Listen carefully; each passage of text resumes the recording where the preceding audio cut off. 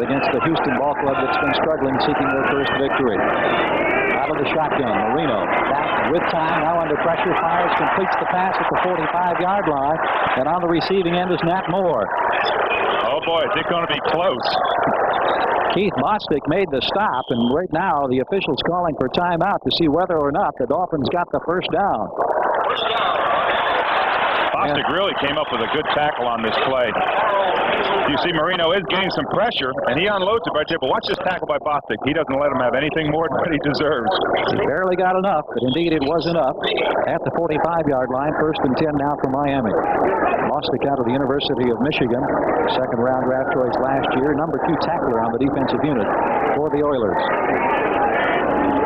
Just underway in the Orange Bowl, and Marino back to throw once again. Looks to the right side, flips the little pass out to Nathan across midfield and upended, getting into Houston territory. And again, it's Bostic, that strong safety position, who makes the tackle. Well, anytime your offense is rolling, and they are rolling here in Miami, you can do so many different things. That time on first down, quick play action fake, boom, he's got his wide receiver open, coming out of the backfield. He's got so many weapons, Gary. It puts so much pressure on the defensive secondary and the linebacking corps, because now we have Pete Johnson as the lone setback behind Marino as we get our first look at the big man, recently acquired from the San Diego Chargers, and he gets the football. Johnson pulling straight ahead. He has the first down inside the 45-yard line. Jesse Baker hanging on to make the tackle, but certainly a tremendous start on the first play that we see Pete Johnson carrying the football, and look at that, all 265 pounds of him. Boy, he is a load. Kind of reminds you of the days of Larry Zonka. This telecast presented by authority of the National Football League and is intended, of course, for the private use of our audience. Any rebroadcast or other use of this telecast without the express written consent of the Miami Dolphins and the National Football League is prohibited. First down, Miami on the march in their first possession of the afternoon here in the Orange Bowl. Johnson the call again, this time not much to work with. Tried the right side, but just a wave of blue led by the veteran linebacker Greg Bingham. What Marino tends to do is he runs that ball so many times inside that you all of a sudden find your secondary is just creeping up on the ball, and then all of a sudden it's Duper and Clayton one-on-one, and that's what we're looking at right now. Right now you hope that Houston does not start creeping up there to stop the run, because he's got such a powerful offensive weapon outside. In a conference call with the media here in the Miami area this week, Greg Bingham referred to Johnson as the big refrigerator in the backfield. Well, he just met him head on in that last play as Marino back past midfield, under pressure, loses the football. The Dolphins recover. Roy Foster, the left guard, on top of the football, and that's going to be one very important factor in this ball game, Dave, is whether or not the Oilers can keep that kind of pressure. Well, one of the outstanding statistics that Miami has had is that they have only allowed 1 sack. But look at the time Marino takes here. That's the coverage. Excellent by Stenerud up in front. Got a little bit of face mask there, but they got pressure on Marino. Brings up a third down, 13 or 14 yards. If they can do that, watch out, Miami. Avon Riley, the man that was coming from the left side to put the pressure on, and it's third down and about 13 now for the Dolphins. They're at the Houston 47. Once again from the shotgun. Here's Marino with time. Fires over the middle. Dumps the pass off. It's complete at the 41-yard line, and Tony Nathan is down, but he's going to be well short of the first down. So it'll be 4th and about 8 as Mike Kennedy, one of the defensive backs, made the tackle. Well, I'll be surprised if they try a field goal, because Von Schamann has not hit a field goal outside of 40 yards this year, even though they do have a strong wind at their back, but it looks as if he may be coming in. Well, this is interesting. Von Schamann's longest field goal this season, 37 yards. He has struggled a bit early. He was only 1 for 5 in the early parts of the season. Then he's made 4 of his last 5, but this will be a long one. It's going to be 58 yards. It'll be spotted at the 48-yard line. The snap, and Von Schamann's kick. Boy, he really nailed it. It's long enough. It's no good. It's wide to the right side, but he really hit that football. Oh, is he discouraged? I think he's excited that he got the distance, but boy, was that close. I thought he had it. For a moment, I thought it was going to be good, but it was wide to the right, and it couldn't have missed by very much. And look at Von Schamann as he walks off the field. We'll get another look here from the end zone as we see Von Schamann swing the leg. It was long enough from 58 yards, but you could see it drifting just wide to the right. Nothing works like a Chevy truck. Nothing works like a Chevy truck. So bring out the sun, bring on the fun. You got the goods, get out and run. Bring on the mud.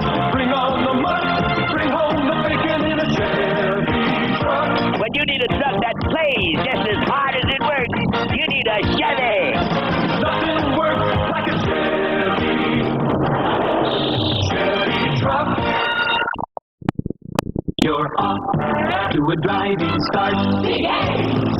The first letter in auto parts. We got A. Go with the parts you need. A man who knows the way. Big A!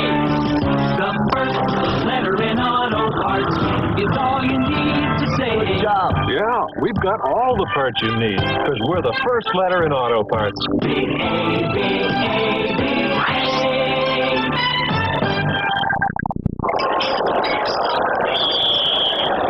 Taking a look now at the Houston Oilers offensive unit as they break for the first time this afternoon. Warren Moon, of course, in white is the rookie in this particular group. And now with Campbell gone, Moriarty in the backfield will be the lone setback. A look at the interior line as Warren Moon is in the count. Tim Smith in motion. We thought that Herky Walls might be one of the wide receivers. Moon wants to throw on first down. Has a man open on the far side. That was Herky Walls at about the 38-yard line in Miami territory, but the pass not quite on target. In talking with some of the Miami players, they felt that the strongest thing they can play on defenses are the eyes of Warren Moon. Betters, Bonhauer, Mike Charles filling in for the injured Beaucamper, the linebacking core. Dewey, his first start now in over 9 months after being injured. And the deep backs, we have McNeil, Judson, and the Blackwood brothers. Glenn Blackwood, incidentally, hurting coming into this ball game. He was injured last week up in Pittsburgh. He's going to try to get it out, at least at the start, and see how his injured knee and ankle perform. Moriarty out of bounds as he gets out across the 40-yard line. But Gary, back to that point, in talking with Glenn and Lyle Blackwood, they felt that Warren Moon looks primarily at his primary receiver, the one he's going to throw to. He watches them all the way out of the backfield. And they are a very, very talented defensive secondary on Miami, and they're going to read his eyes all day. So if he doesn't look off his primary receiver, they could be in big trouble. See Warren Moon's statistics on the year. Has only 4 touchdown passes. Has had only 3 balls intercepted. The Oilers have had trouble putting points on the board. They average only 12 a game, the lowest in the National Football League. Got 11 men up on the line. They're coming. Dolphins with a 5-man rush. Pass completed across midfield. Walls, who has great speed, pulled down at the 45-yard line. Mike Kozlowski making the tackle for Miami, but the Oilers showing us some spirit here, moving across midfield. Well, if Kozlowski doesn't get Walls on his crossing pattern here, if he doesn't catch up right there and the ball's not thrown behind, with 9.28 speed, he is off to the races. That's a very big weapon in their arsenal today. We were talking with some of the Houston receivers prior to the start of this ball game, and they were talking about the general lack of team speed, but Herky Walls is the exception. If they can get the football to him, they think that exciting things might happen. At the 45-yard line, Moon wants to throw once again. Checks it off at the sidelines, and at the 40-yard line, picking up a quick 5 is Chris Gressel. Gressel, the H-back out of Stanford, a second-year player, picking that one at the 40. Rodell Thomas, who is starting in place of the injured Charles Bowser. Bowser spent a couple of days in the hospital this week in traction. He has a recurring neck injury, and he has not started, and Rodell Thomas defending on that play. Gary, that's one of the one of the things that is going to determine this game, whether they can overcome the injuries on Miami's defense especially. Oilers in Miami territory, second down at the Miami 40, no score early in the contest here at the Orange Bowl. Smith in motion to the near side. Moriarty looking for room, struggles for a couple of yards. Mike Charles, boy, he is a big one, 290-pounder from Syracuse. And we were talking with people on the Miami club this week. It was interesting, Dave. They were saying that his allotted weight, and we have one of the players shaken up, I believe it is Charles. Charles is listed at 290. His assigned weight is 292. If he goes over 292, then he's in trouble with the coaching staff and he's subject to fine.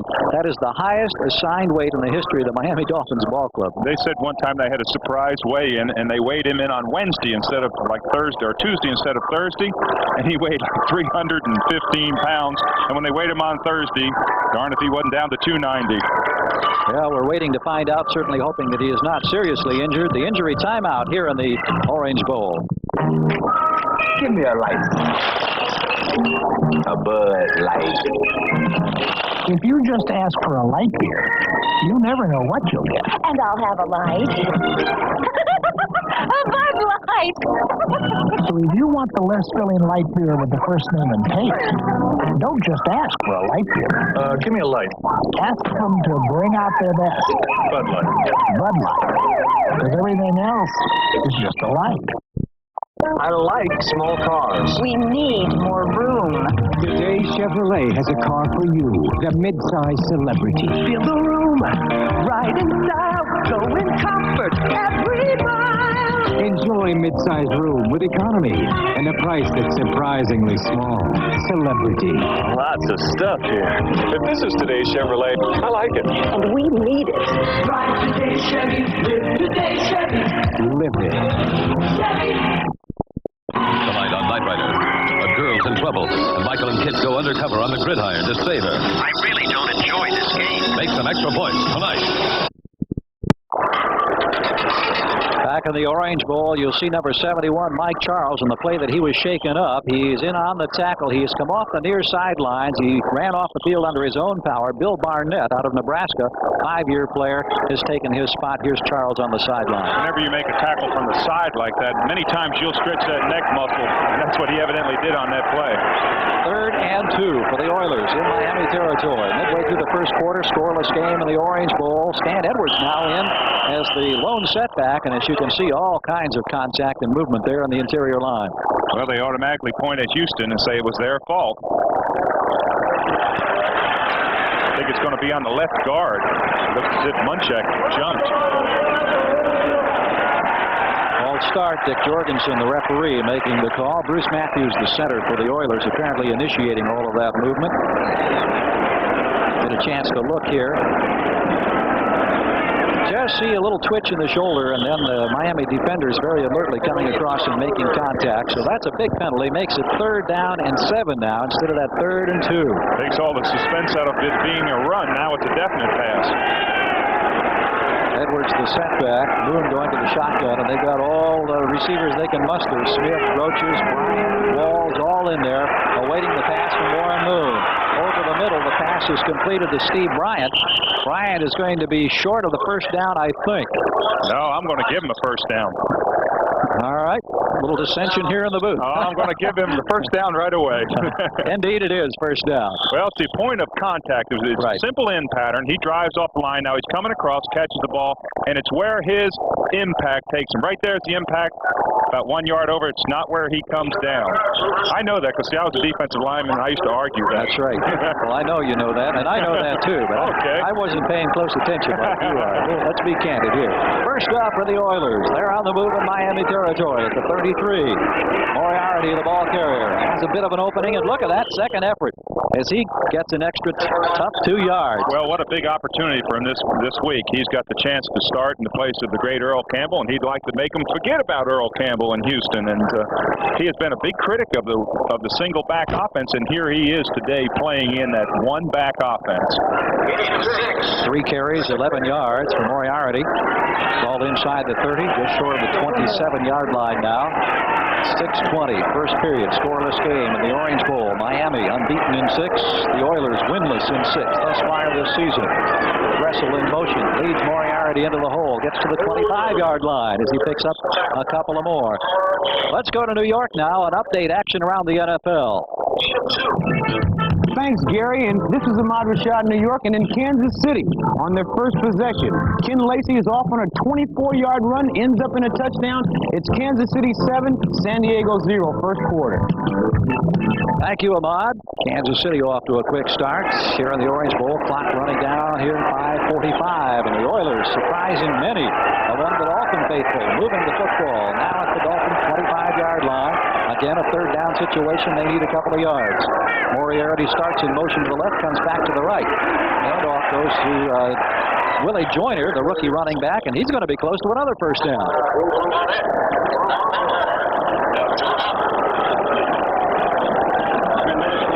Well, many times you don't always carry the ball. Watch this move by Moriarty. Starts that way, trying to draw the defense, and then comes back, leads in the hole. Now watch this block right here. Boom. Is that what you call meeting a corner? Well, you talked about the opportunity. He is playing it from both sides today, not only carrying the football, but setting up a block for the rookie running back, Willie Joyner, who comes here from Maryland. And they're they're that much short. We had a quick look at Mike Charles on the sideline, a pinched nerve, we understand, and we expected we'll see him back in the ball game. But right now, here comes the first big opportunity of the afternoon for Warren Moon and the Houston Oilers. Well, it's an awfully big play. Most times in this situation, they will call on the great Earl Campbell, but he's not here. I would imagine they're going to go back to Moriarty and see if he can really get it. This is the 9th play of this drive, and it's been an impressive drive. Remember, this is a ball club that has struggled all year. Not only have they not been able to win, they've been able to put very few points on the board. They're trying to turn that around against the unblemished record of the Dolphins here in the Orange Bowl. And the crowd up for the occasion. 4th down as Houston goes for it. On the sneak, Moon inches ahead, and it's going to be close. Gary, I'll tell you, that is one of the worst plays on short yardage. I really disagree with a quarterback sneak. You've got these running backs back there, 230, 240 pounds, and they've got momentum going for them. You've got a quarterback that's standing flat-footed, and he tries to get it, and he proves me wrong. I'll go along with that, but you watch how far he makes it by. He gets stopped right there. He just finds a little seam, but you can see how hard that was. That could have gone either way. He needed 3 inches. He got about 4, and that's just about it. Warren Moon with a first down behind the block of Mike Munchak and Bruce Matthews. Well, is that why this is a game of inches? 23-yard line. No score, but the Oilers on the move. 10 plays in this drive, but they are now threatening. Moriarty the setback. That's the H-back, as they call him. Wrestle in motion, and Moon wants to throw. Pass protection. Now the ball is batted down.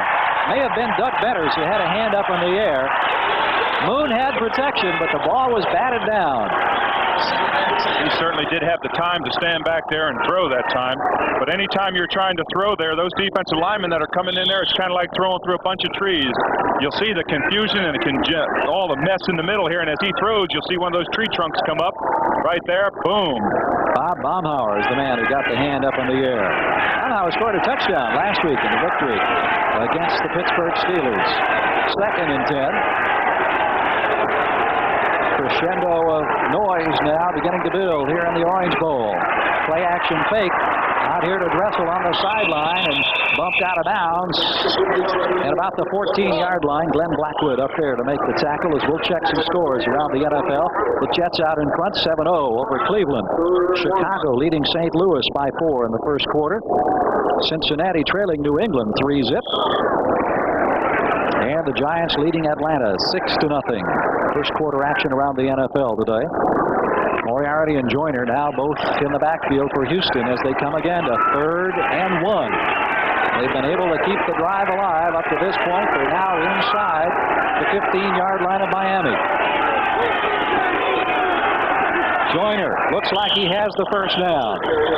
Oh, what a great cut he made that time. He was stuffed in the hole, and he cut back underneath the flow, and I think he may have picked it up. It's going to be awfully close.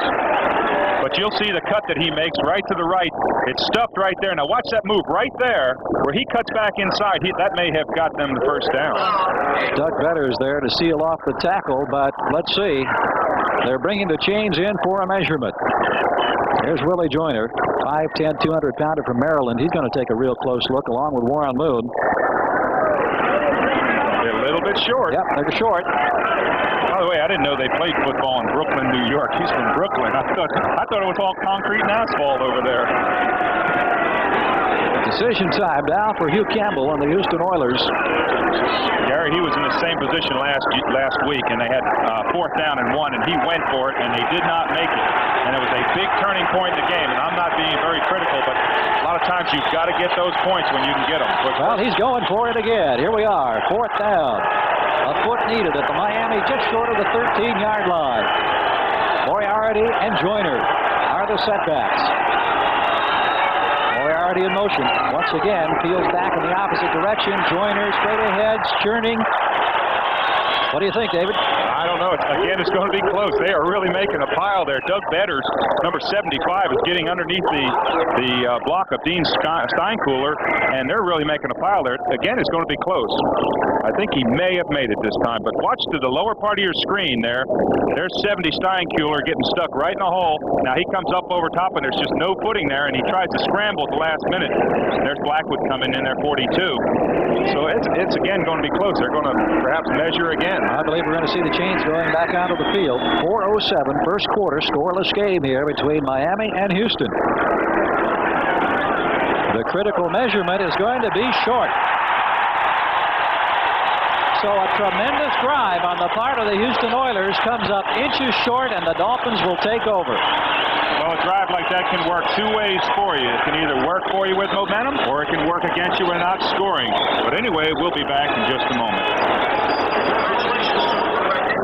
If you've got what it takes and really care, there's a special kind of life you'll want to share. Serving your country is a special call. It's good for you. It's good for all. Not all who drive fit the bill. It calls for brains. It calls for skill in the Army, Navy, Air Force, Marines. High-tech and the services go hand in hand. It's a whole new world. You're in demand in the Army, Navy, Air Force, Marines. You'll move up. You'll feel proud. You'll stand out above the crowd in the Army, Navy, Air Force, Marines. But most of all, you'll earn the respect of the people and country you're there to protect in the Army, Navy, Air Force, Marines. It's a great place to start.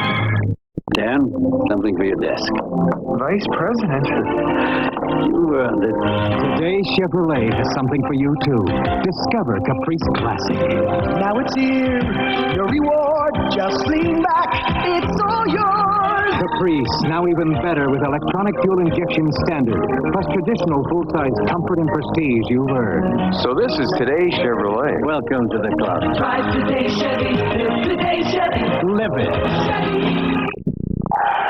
Well, an impressive drive on the part of the Houston Oilers, but they have no points on the scoreboard, and I know you're a proponent of taking the field goal or whatever's there. I certainly am. I think that when you get a scoring opportunity, you have got to get 3 points, and 3 points would have meant an awful lot for these Houston Oilers this early. Well, a scoreless ball game, an impressive drive nonetheless on the part of the Oilers, and then some fine defensive work on the part of the Dolphins as Miami behind Marino will start now in their own territory at their own 13-yard line. Marino, play action fake, fires over the middle, completes the pass, and on the receiving end is Mark Duper for the first time this afternoon. Willie Tullis making the tackle. And you can sense the anticipation here in the Orange Bowl now as we take another look at Mark Super Duper. Well, you have to respect his speed so much that Tullis was playing 4 or 5 yards off because he can burn you so fast. That outstanding speed that he has. Look at that average, 21 yards per catch. Already has 6 touchdowns to his credit thus far this year. Miami getting a first down. You know, an interesting thing about Duper is that he never played high school football, only played 2 years in college, and they didn't think he was tough enough to play. Well, the wave, in case you're wondering about that crescendo of noise, the wave has found its way off the coast a couple of miles behind the stadium here into the Orange Bowl, and the Miami fans are loving it. Well, it looks like a tidal wave around here. That has really become the in thing at all the stadium around the country. They were telling us here that the Miami football fans are a little blasé about their Dolphins. Who would believe it right now? Well, Houston has come out here and they played very well in the first quarter, and this team is trying to get, these fans are trying to get their team emotionally charged because we've only got 3 minutes left in this first quarter, and they haven't even gotten a drive started. Dolphins first and 10 at their own 26.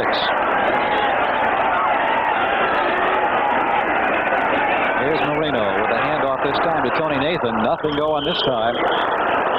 Jesse Baker is there to make the tackle, number 75, the big 271-pounder from Jacksonville State. Gary, the longer that they hold the Miami Dolphins scoreless and hold them intact, the more emotion that the Houston Oilers are going to have. If they can hold them or be in this game at halftime, they're going to come out the second half and they will be an emotionally charged ball club. And old Miami better watch out. I hate to say that to them right this early. Marino perfect thus far. Well, I'll tell you, it woke this crowd up. The first time that the wave has ever been performed here by a Dolphin crowd. Nathan to the right side, getting up to about the 30-yard line.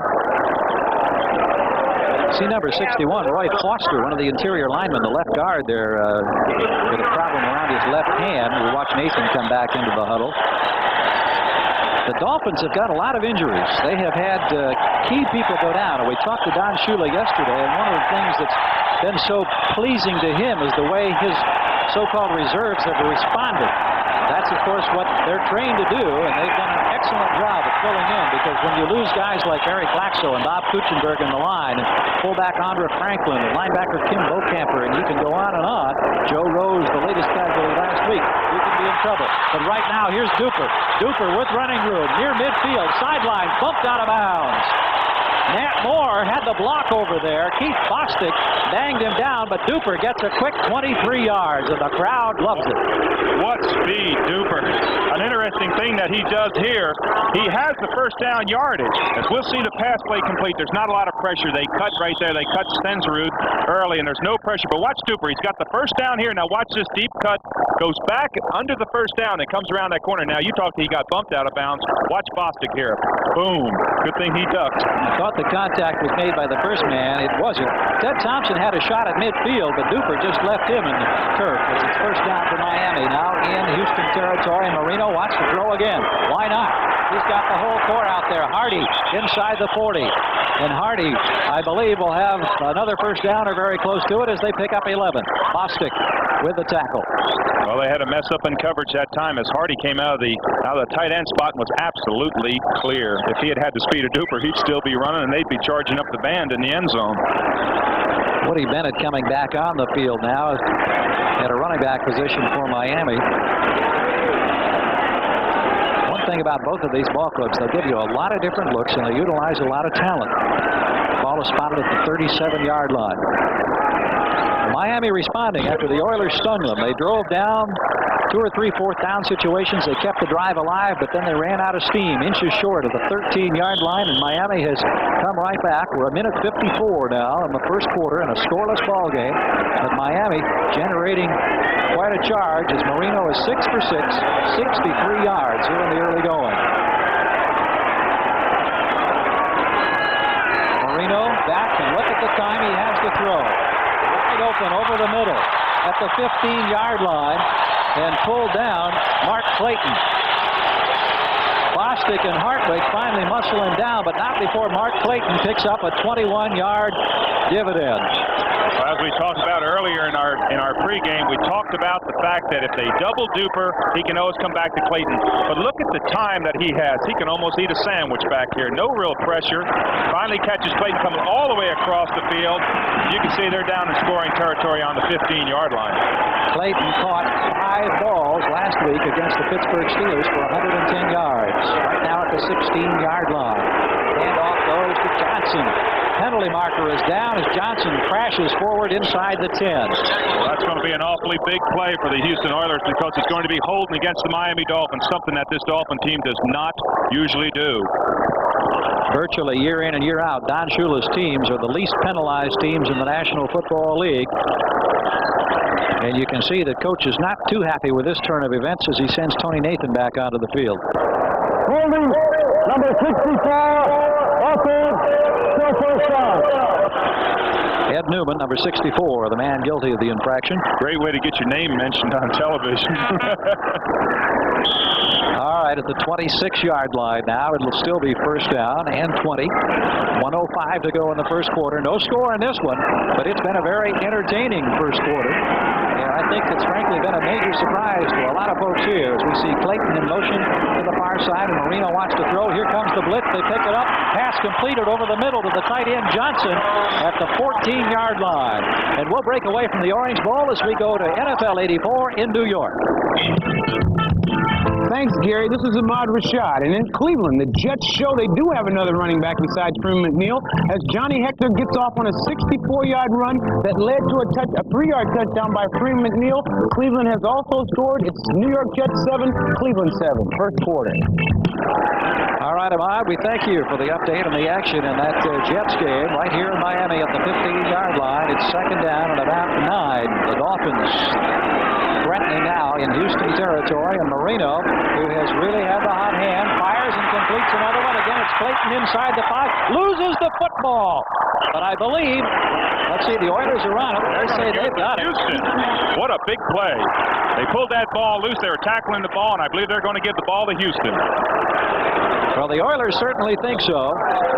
Keith Bostic was the man who was there to help make the tackle. And we'll get a chance to take another look.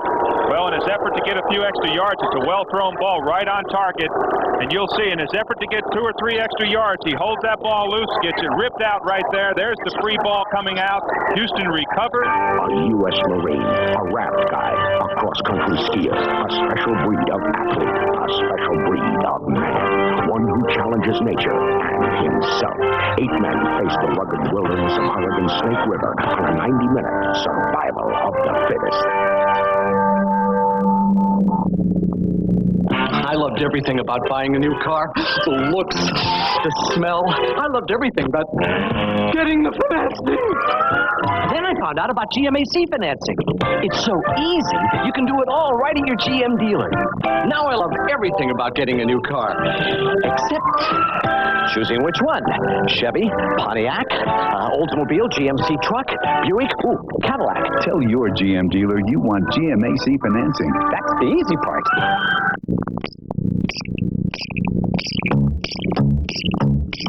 Hot Saturday night. Hot Saturday night. Coors to you on a hot Saturday night. Refreshing Coors to you all night through.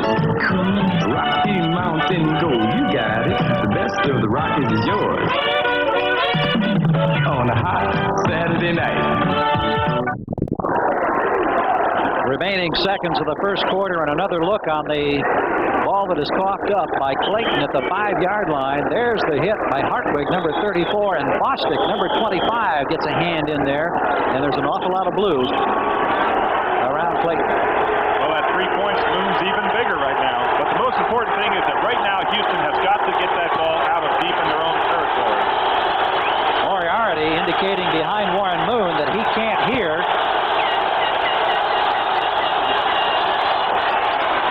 Gets the call, and he gets about 4 yards, a little breathing room out to about the 9-yard line, and that should take us down here to the end of the first quarter. Doug Betters making the stop, and indeed we have run out of time in quarter number 1 here in the Orange Bowl. A very interesting first quarter. It's scoreless at this point. Well, Miami keeps their scoreless first quarter intact, but also they did not score a point. We'll be back with second quarter action right after this. You got it, America. New Sure Roll-On keeps you drier than ever. Raise your hand. You got it. Raise your hand. You know it. You feel confident, secure. You don't want the sticky feeling of most roll-ons. If you want to feel dry, raise your hand. If you don't want wet, if you want to feel dry, drier than ever, raise your hand. Raise your hand. Raise your hand. If you're sure. Feel drier than ever with New Sure Roll-On. You know what I don't like about dandruff?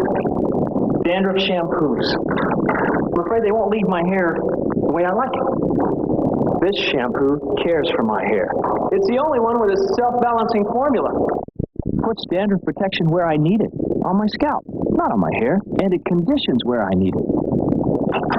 Leaves my hair looking and feeling good. Yeah, my shampoo's a dandruff shampoo, but it's today's Head and Shoulders. It cares for my hair. You got the spirit. You keep on coming through. Your pride is strong. You won't just make it do. With every job you leave a little bit of you. We started with an idea, a promise, a commitment to American farming and trucking we've been building for over 150 years, and now we're honoring it in more ways than ever before. International Harvester. The commitment is forever.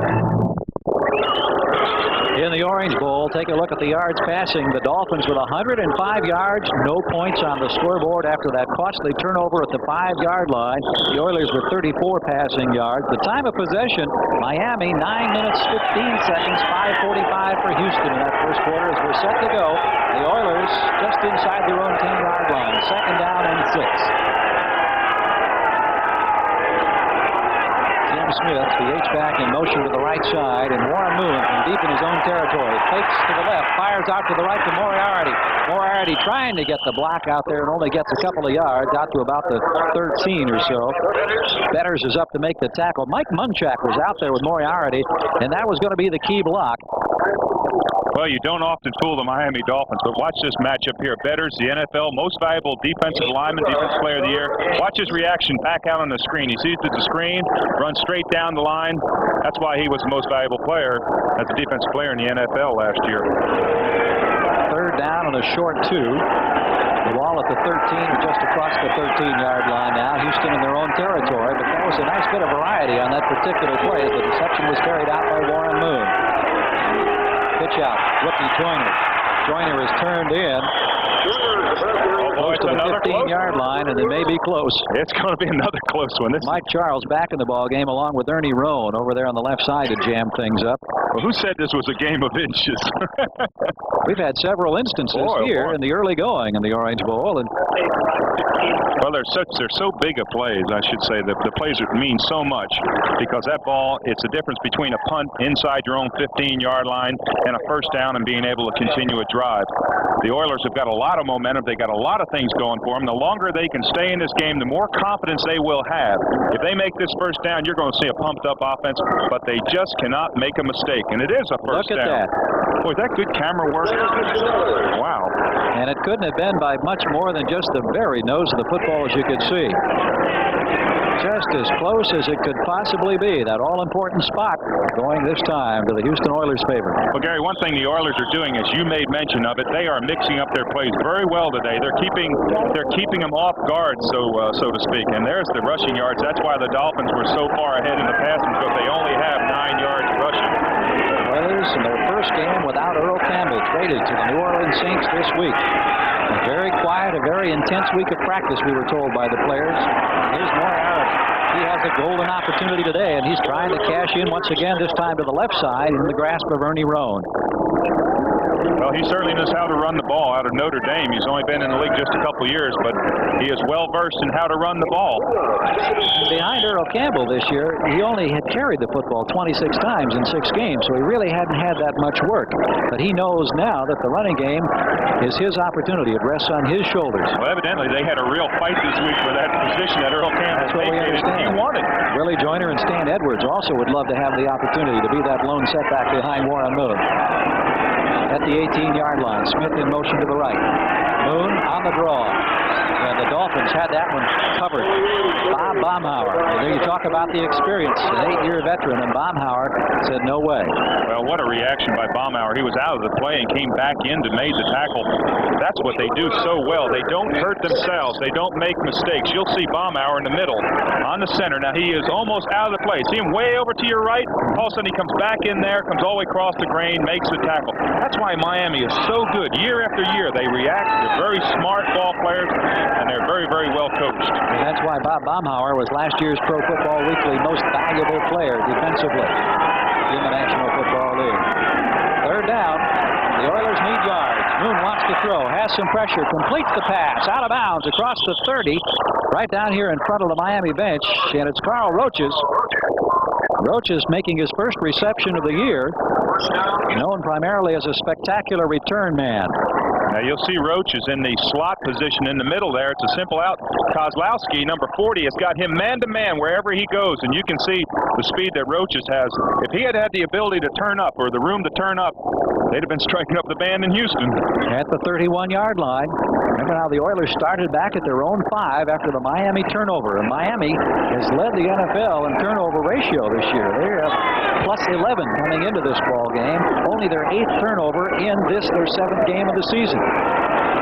Moon down the middle.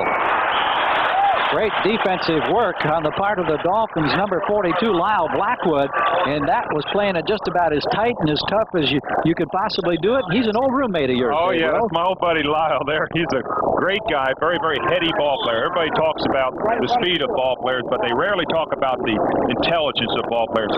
He's here in his 12th year, and he's here because he's so intelligent. He is very calm. He knows exactly what's going on in the game at all times, and he's a real leader out there and gives strength to that secondary. Just over 12 minutes to go. Willie Joyner, the ball carrier for Houston this time. I beg your pardon, Stan Edwards. Edwards, the ball carrier, number 32. Baumhauer, Thomas coming up to make the stop.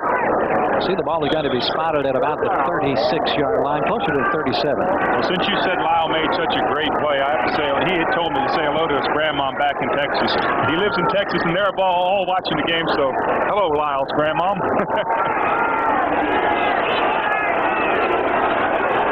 Situation. Moon capitalized the last time as he went outside to Carl Roaches. Let's see what he comes up with this time. A scoreless ball game in the Orange Bowl.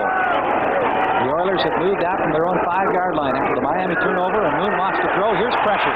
He gets the pass away. Oh, it's in. Is it caught? Oh, boy. No, it's Mullen. I believe it was Eric Mullins, or was it Chris Dressel? It was 88 Dressel, but he almost came down with that ball. Moon had to get rid of it awfully quick, but he almost came down with that ball. Awfully close. Let's take another look.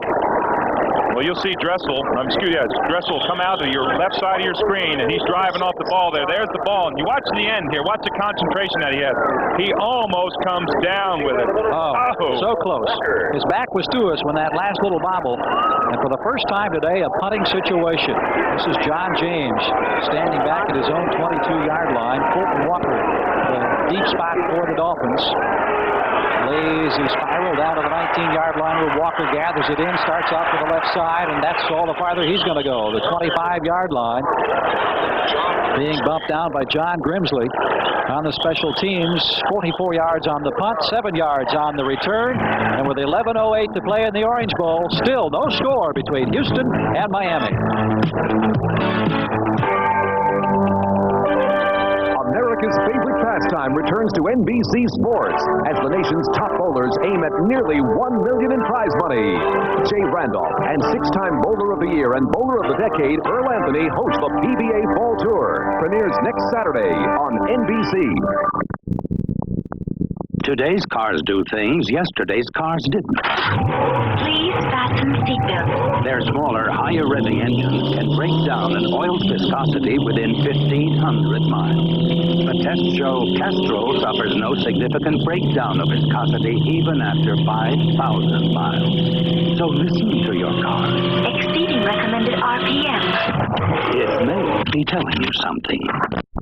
Castrol, engineered for smaller cars. I like to save the big surprise for last. And turn. NCR is making a personal computer. Sharp graphics. Surprise? I'll take it. Oh, can't you look surprised? I'll take it. I know you'll take it. I just wanted you to be surprised. But I know NCR. They practically computerized the banking business. Look, I'm writing a check. Oh, money isn't everything. Nobody's ever surprised. Maybe if you didn't tell people who made it. A better computer. It's exactly what you'd expect from NCR. We understand that Dan Johnson may have suffered a rib injury. They're going to take some x-rays. We saw number 87 of the Dolphins, the starting tight end, being led off the field a few moments ago. They lost Joe Rose last week. He was scheduled to undergo surgery for a shoulder separation, but then elected to seek a second opinion and ended up not having surgery this week. Here's the little flip pass out to the tight end Hardy across the 25 out near the 30-yard line. Boy, there's some contact being made down there. The intensity of this defensive unit led by Avon Riley and Mike Johnson, very much in evidence right there. I'll tell you, Avon Riley really came in there. He had a chance to knock that ball out. They gained about 4 yards on the play, but could have been a very costly play. He really came in there. And Mike Johnson, number 97, we saw there as a rookie out of Illinois, seeing some playing time. We also see that Bo Eason from Cal Davis, Northern California, who is a real tough hitter, is now in at the free safety position, number 21, in place of Carter Hartwick. Second down, more in motion to the near side as Marino wants to throw once again, fires the pass, incomplete. Duper had to really stretch out there, almost had it in his grasp, but the 38-yard line couldn't hang on. Well, they were really working on Willie Tullis and, of course, Steve Brown, the other corner. But with the speed that Duper has and the unbelievable knack to get open, they can continually run Tullis deep and come underneath. You'll see on this pass that he's got Tullis wide, way deep, and he's got the opportunity. See how deep Tullis is, how far he's got to come back to react to the ball? That's the thing he cannot do. He just can't give that much distance. He's so afraid of getting burned, and that's what Duper's trademark is, the 40, 50-yard run. That was the first time today that Marino has failed to complete a pass. He's now 10 of 11 as, again, we see penalty markers down, and again, movement and contact on the line. Marino, 10 of 11. Let's start. Number 61, offense. Still third down. I love hearing offensive guards get the name. I don't know whether that's just the old defensive days that I used to play, but I love hearing offensive guards getting announced for holding. I'm sorry about that, Roy. Roy Foster, yesterday we were out of the practice session. They had the team picture taken. Of course, Dave, as a former player, you know that's always one of the highlights of the season. Yeah, he had a USC hat, but every time they take a picture, he'd lift it up just so he could get the USC colors in the team photo. That brought a few chuckles along the sideline. Well, they've got to get pressure on Marino this play. Third down. And Marino to throw, has pressure, fires the pass in and out of the hands of the intended receiver and nearly picked off. Jim Jensen was the intended receiver. Jeff Donaldson out there really laying the pads to him. Tullis defending as well. Well, and that's a happy defensive unit that comes off the field for the Oilers. Yes, it is. And they are building emotion and building confidence. When you're 0-6, Gary, you are down the bottom of the well. Look how close this came to being an interception. They intercept that ball there on inside the 40-yard line. Reggie Roby, who has that thunder leg, he can really boom them. He'll be back to punt now for the Dolphins. And Carl Roaches, who has the great speed, is the return man for Houston. I love the way they asked Roby how he got so much height, as he doesn't get any height on this one. But what they said to him, they asked him how he got so much height. He said he practiced when he was in school, punting the ball over his house because he was the only kid in this neighborhood. Well, it ends up being a 53-yarder. We'll be back for more here in the Orange Bowl in just a moment. All cars under $7,000 are not created equal. Renault Alliance from Europe's leading car maker has more room than those. Alliance has the longest wheelbase for a smooth ride. Only Alliance has fuel-injected efficiency standard. Weigh your decision, then buy the car whose benefits outweigh the competition. Renault Alliance, built in America 6161. European technology that's affordable. 10.9% financing now available. Renault, the one to watch. There was a time when the air was pure, and each drop of water that fell from the sky was as clean and fresh as water could ever be.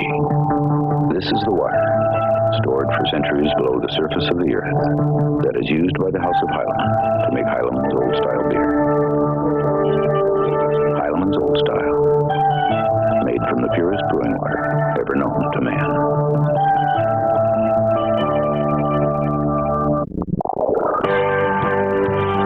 Today's game is brought to you by Stroh's and Stroh Light, fire brewed for smoother taste. By U.S. Armed Forces, it's a great place to start. And by National Car Rental. When you rent a car for business or pleasure, you deserve national attention.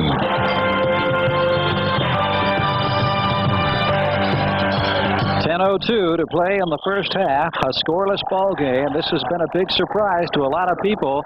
The Dolphins were favored on the odds chart by something like 17.5 points, but remember a year ago in December when these two teams met under nearly similar circumstances. Houston really struggling, the Dolphins trying to wrap up a spot in the championship playoffs, and it was Houston that jumped out to a 14-0 lead before the Dolphins came back late.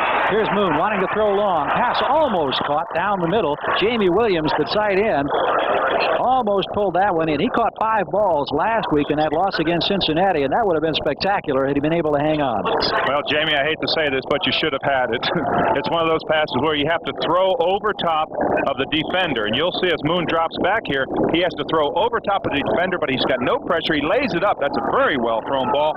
You can see right there, you should have had it. So close. 2nd and 10 now. Oilers at their own 22. Moon is 6 of 11, 49 yards thus far in the first half. He wants to throw again. 4-man rush by the Dolphins. Completes the pass underneath to Bryant. Bryant across the 36-yard line. Steve Bryant, who had caught 10 balls in the 6 preceding games. Quite a leaper. Didn't have to leap for that one, but gets a quick 13 yards. Who's that, Steve who? Steve Bryant? Bob Brudzinski coming up to make the stop, and we'll get a chance to take a look again as Moon rifled that one right on the numbers.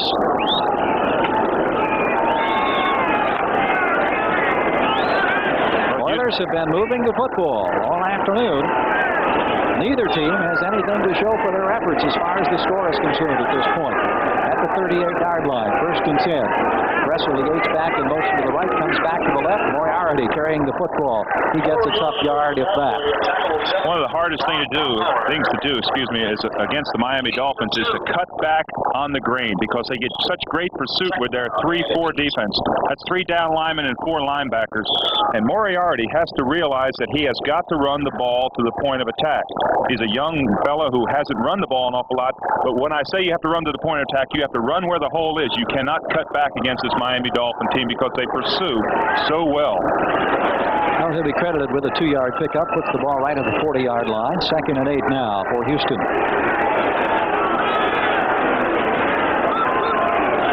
And here come the Dolphins. Plenty of pressure. He gets the pass off, maybe short of the 1st down, but the reception is made by Chris Dressel. And they're responding to that pressure. The Dolphins had a full blitz coming that time. Well, they're trying to shake up Warren Moon, but Moon is doing something this week that he hasn't done in the past. In the preseason, he has thrown the ball deep and challenged the defense. Last week, he did not do it. This week, he's coming back again, and he's challenging the defense. And you can see that they're responding. They're catching the ball. It's going to bring up a 3rd down and about a foot, but they're moving the ball well against this Miami team. Inside of 8 minutes now in the 1st half. Still no score. Houston and Miami. Houston looking for their first win for their new coach, Hugh Campbell. John Shula-led Dolphins have been perfect thus far this season. One of the few times that you see that twin running back setup, and again, movement, contact from the line. Well, that was just a straight sneak once again. That's the 2nd time we've seen Moon with a football. Well, it looked as if one of the Miami players jumped off sides. Now the question is whether he was drawn off sides or not. If he's not, of course, it's going to be a 1st down. But again, it was a quarterback sneak.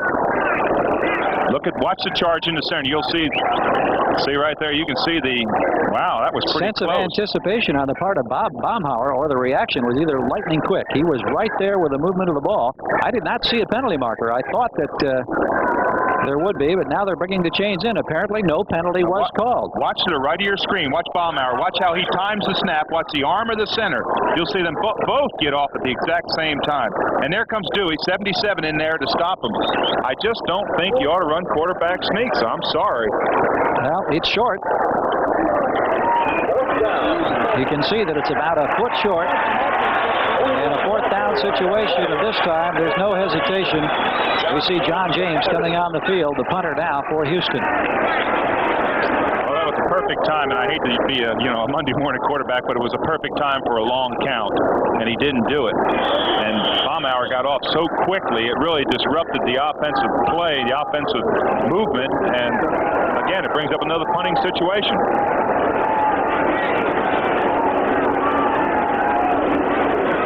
Walker in the deep spot. He's standing back at his own 12-yard line, awaiting John James' punt. James this year averaging just over 39 yards per boot. Line of scrimmage the 48. James had plenty of time. This is a high kick, and it's not going to go very far. In fact, it is caught out of bounds. The fair catch indication across the way by Lyle Blackwood. Only a 28-yard punt, and certainly disappointment on James' part as he walks across the way. 7:05 to go in the 1st half. Still no score between Houston and Miami. When you first see the Mazda RX-7, you begin to understand why it has become a legend among today's sports cars. Because beyond its classic styling, you soon discover the sheer perfection of its bucket seats. You experience its comprehensive instrumentation and feel the preciseness of its 5-speed. These things alone help make it an exceptional value. But to gain an even deeper understanding of the RX-7, you're going to have to experience roads like these for yourself. Mazda RX-7. Experience it. My daughter calls it the Blue Bomber. My wife thinks I ought to get rid of it. And when it needed a new muffler, well, I was afraid she might be right. Listen, I don't want to spend too much on this car. Midas had a muffler that was perfect for my budget. Now the old Blue Bomber sounds almost as good as new. And heck, she doesn't look that bad. Trust a Midas touch. Coverage of the World Series continues next on the NBC television network. Interesting graphic on the screen right now. The Dolphins haven't been shut out in the 1st half in 17 ball games. That's a little over a season. There's the score, 0-0. That's right. They had one great opportunity. Clayton had the football in his grasp at the 5-yard line, but he coughed it up, and Houston moved back out. But here's Miami ready to go once again now after the change of possession. Nathan with running room after the 30-yard line. Robert Abraham coming up with a stop, but not before Tony Nathan gets a quick 8 yards. I wouldn't be surprised to see Marino go back here and just unleash a bomb out there to Duper, just to loosen up that defensive secondary to keep them honest so they don't cheat up, because Houston really has come to play football, and they are playing very, very consistent, solid football in this first half. Yeah, we talked to Tim Smith and Chris Dressel, Kleski down on the sidelines before the ball game, and they told us this team is ready. And, you know, don't be surprised. And they were really fired up. Here's Johnson going for the first down. Abraham leading the linebacking core and the rest of the defensive front as they finally bottle him up. We'll see where the forward progress carries him to. I believe it's enough for the first down. It is. First down for the Dolphins. This is, how do you bring somebody down that's 260 pounds? It looks like they went to the dance with him. Everybody just wants a piece of him so they can dance. But they don't tackle him. They just stop his forward momentum. Johnson coming off on the near sideline now. He's accomplished his role. Don Shula told us yesterday that he is becoming more familiar with the Miami offense now, getting better acclimated, but he says it's going to take a couple of weeks before he's really sharp. Play action fake. Flips the pass out here to Clayton. Clayton doesn't have much room to work. He had Jensen out there trying to throw a block along with Cleveland Green, who pulled from right tackle, but Keith Bostic wouldn't have anything to do with it. And you should have seen Avon Riley jump up in Cleveland Green's face. Wow, boy, they're not taking anything today. They don't want to be embarrassed, and they've, like I say, well, they've come to play football, of course, but I'll tell you, he jumped up there in Cleveland Green's face, and he must have been 8 inches shorter than him. Getting down close to the 5-minute mark here in the first half of the Orange Bowl. It's still no score between Houston and Miami. Miami, who has been so spectacular, averaging 32.5 points per game, leading the NFL in scoring, and they have yet to score against the ball club, the Oilers, who haven't won on the road in 21 ball games. Marino, great protection, fires wide open. Duper at the 45-yard line, Houston territory, first down, Dolphins. Greg Bingham is there for the tackle. It's a quick 20-yard gain on the play. Well, it sounds like a boo here in the stadium, but they're saying duper, super duper. But the time he has to throw, you can see he's not getting any force in the middle. Duper comes all the way across, and you can see how wide open he is. He gets quite a reaction as 4 or 5 guys come around to meet him, but he catches the ball for 25 yards. Look how wide open he is in the seam there, behind the linebackers and in front of the secondary. And, of course, they're respecting his speed and dropping off deep. Part of the reason he was so wide open, we saw on the first replay that Bo Eason, the free safety, had slipped down, and he was coming back to his feet, but by then it was way too late, and Duper had the football. Going to have a timeout, I believe, taken here by the Dolphins. Is apparently a little confusion, or Marino simply wants to clear the air here on the near sidelines as he brings Jensen over to talk with Don Shula and Don Strock. 4:07 to go in the first half. No score between Houston and Miami.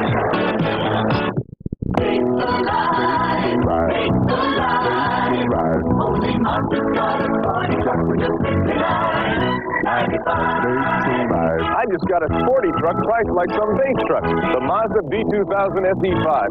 Look, it comes standard with a 5-speed, radials and spoker wheels, sporty stripe, step bumper, and dual sport mirrors. Pretty sporty for just $59.95. Mazda SE5. You want to win, you got to practice stopping Serinsky. Murphy, you're Serinsky. You dog me.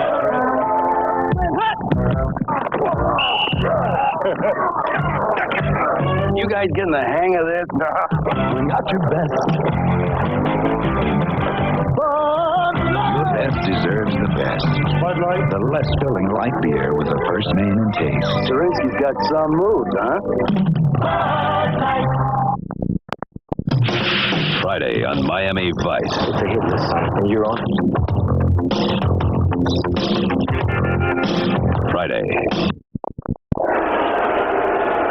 Back in in the Orange Bowl, an opportunity to look at other activity around the NFL. Kansas City on top of San Diego by 4. The Jets leading Cleveland by 3 in the second quarter. St. Louis on top of Chicago. The Rams leading New Orleans by 11. Cincinnati leading New England. Here are the Giants shutting out Atlanta. Indianapolis down by 10 against the Eagles.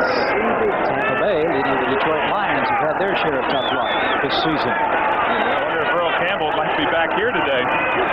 At the 44-yard line in Houston territory, Marino has Jensen in motion. Play action fake, flips the ball out to Jensen. Jensen wants to throw. He's under pressure, and Jensen goes down, buried back at the 47-yard line. Defensive pressure from Mike Stensrud and Bob Ham. Well, that was going to be the old flea flicker pass where you throw out to the flat. It looks like a screen pass. Then all of a sudden he unloads the bomb to Mark Duper to really loosen up the defense, so to speak. But as you'll see him come out here, they'll throw the ball. Marino will take the ball, throw a lateral out here to Jensen, who is a former quarterback, number 11. But Bo Eason has such great coverage on Duper coming across the field, he had nowhere to throw it and had to eat the ball. All right, we'll take a look at the tight end, Jamie Williams, number 87. Hits his feet tangled. Down he goes. He potentially could have been an open receiver. But a little razzle-dazzle attempt on the part of the Dolphins comes up short. 3:14 to go in the first half. Inside handoff, Tony Nathan across the 50. He's got room, gets a block into about the 43-yard line. Bingham is over there. Just when you think they're going to pass it, they come up with a play. But look who's limping off the field. Nathan had a groin problem this week that had slowed him a bit in practice. In fact, he missed a day of practice. And at the same time, Woody Bennett had a bad ankle this week. And I tell you, the Dolphins have really been banged up the last few weeks of this season. And now we see Nathan coming off the near side. Well, that's not a groin limp, I'll tell you. You don't hop like that when you have a groin pull. You walk off very, very slowly. So obviously it's a knee or a toe or an ankle. But he does not have. I don't believe he's pulled his groin. No, but the point being that this just complicates the situation as far as not only Nathan is concerned, but the Miami offense is concerned. It just compounds the problem. 3rd and 9 out of the shotgun.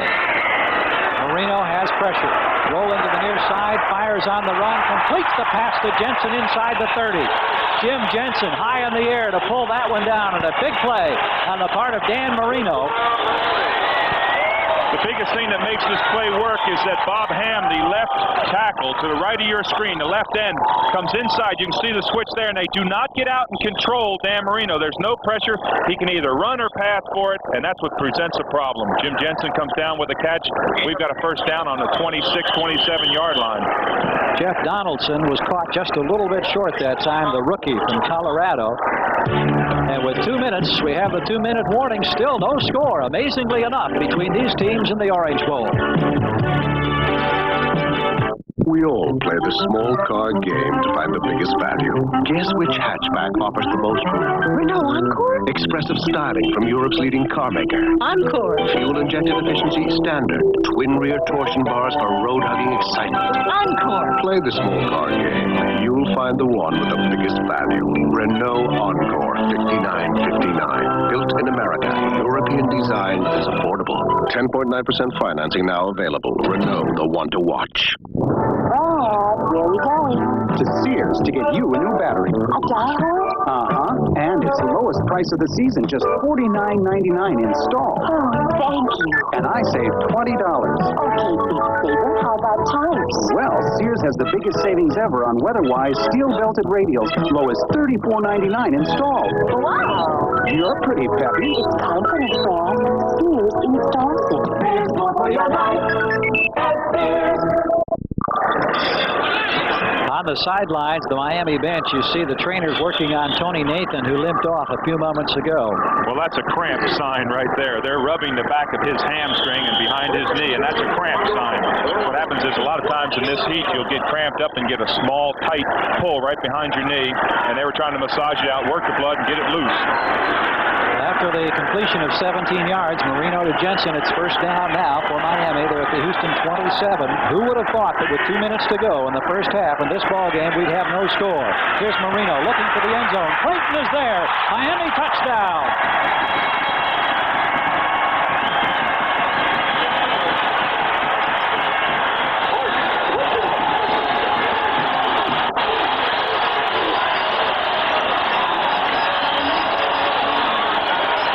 Clayton on the near sideline, the 6th time this year that he's received this reception after a 26-yard strike from Dan Marino. Well, Clayton turned the defense every which way but loose, not to coin a phrase, but there wasn't a lot of pressure on Marino. He's looking out to Clayton, and you can see how far away the defensive back is when he has to react. Tullis got completely fooled. He guessed that Clayton was going to come across the middle, and he did not, and he guessed, and he lost. Von Schaman on for the extra point attempt. The ball to be spotted at the 10-yard line. The kick is up. It is good. And finally, the stalemate has been broken. It took a long time, nearly 2 full quarters, but with 1:54 to play in the first half, the Dolphins, hoping for their 7th consecutive victory, now lead Houston by 7. There's a time in life for the young to say, I want something else, a different way. The town's the same, the people too. School is over, need something to do. The services have it, it'll really show. You'll see new places, you'll really grow in the Army, Navy, Air Force, Marines. Challenge, adventure, excitement too, a time to enjoy and see something new. Army, Navy, Air Force, Marines. You'll work hard, feel really free, serving your country for all to see in the Army, Navy, Air Force, Marines. Be part of a team, be friends forever. A part of the services you won't forget ever. Army, Navy, Air Force, Marines. It's a great place to start. Hi, I'm Mr. Taylor. My secretary made a reservation. Yes, she requested a Camaro. A Camaro? I'm afraid that's a bit much. It's only $29.95 a day. Fun to drive. Well, why just rent a car? When for only $29.95 a day, National will rent you some wheels. Just request a Camaro or similar car with unlimited mileage. There it is. Hey, thanks. You deserve national attention. All right. The NFL plays here, Miami. With speed runner Mark Duper outracing NFL defenses, the Dolphins are holding team meetings in the end zone. The NFL plays here, New England. The Patriots reason to celebrate since uncorking champagne Tony Eason to quarterback. The Dolphins battle the Patriots. The NFL plays here. My team plays here.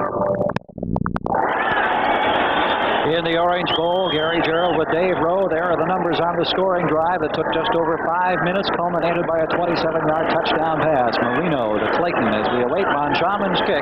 Howell Roaches and Herky Walls, the deep men for the Oilers, who are down 7-zip inside 2 minutes to go in the first half. Walls a yard or so deep.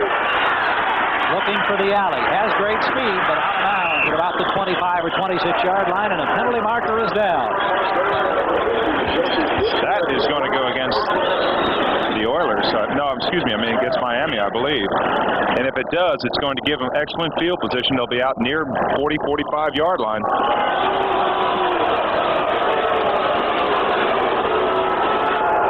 Personal foul, 8 hit out of bounds, sticking team, first down. Well, Gary, with the wind at his back, Warren Moon has got the ability to throw downfield. We know his statistics in Canada. He's had fantastic results. Yeah, we'll see what he can get generated in the final minute 49 of the first half, right after this.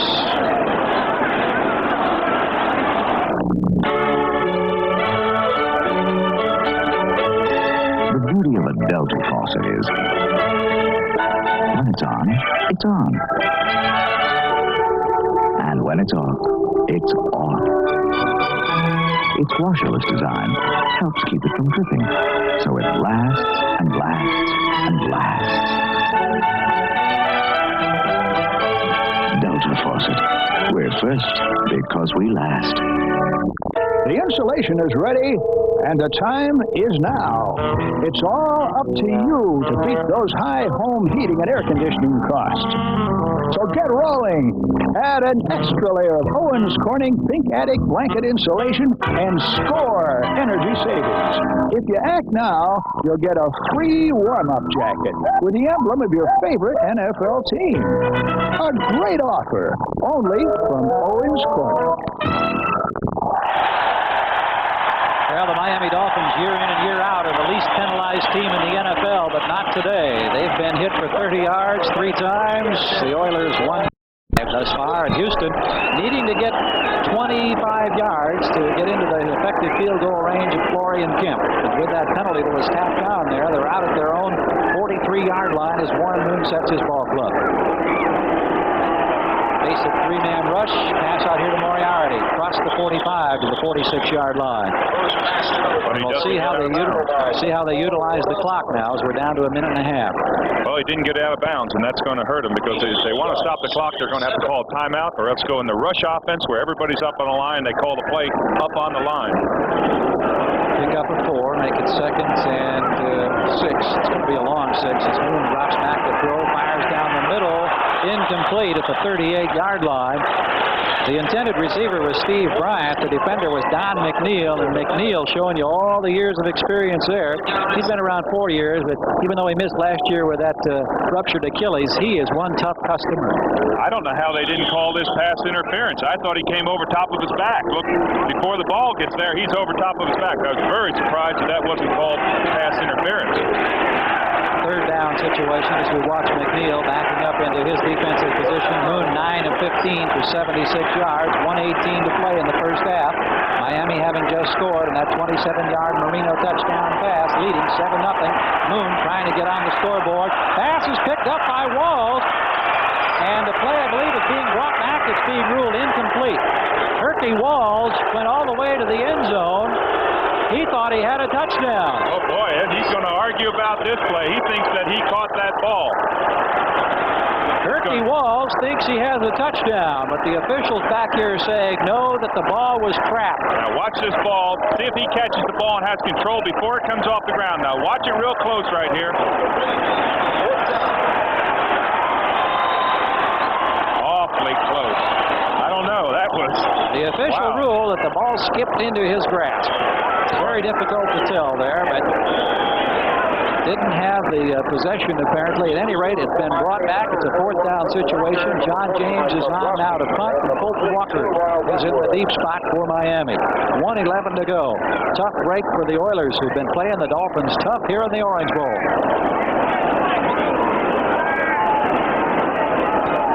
James standing back at his own 31-yard line. He'll get the kick away from about the 36, and he nails this one. Beautiful kick. Sailing back, hits right on the goal line and back into the end zone. It'll be brought out to the 20. Exactly 1 minute to go after that 53-yard punt on the part of John James. And it's Miami on top by 7. They'll have the football and possession when we come back. Hey, there's Paul Warfield. Who's Paul Warfield? He's a pro football player. Hey, there's the real Paul Warfield. You'll be the Hall of Fame. We never thought we'd see you here. I just happened to be here, but how would you like to take a special tour of the Hall of Fame with me? Yeah! Come on, let's go. If you're a photo fan like I am, there's a million pictures to be taken at the Pro Football Hall of Fame. We're not saying that the next time you visit the Pro Football Hall of Fame, you will meet a football great like Paul Warfield, but you will have the time of your life. The Pro Football Hall of Fame is where dreams come true. It's over 50,000 square feet of exhibits, covering over 90 years of pro football history. Mr. Warfield, could we have just one picture? Sure. They're all here, the stories, the dreams, the inspirations, here for you to see and enjoy at the Pro Football Hall of Fame in Canton, Ohio. Don't miss it. This message furnished by the National Football League.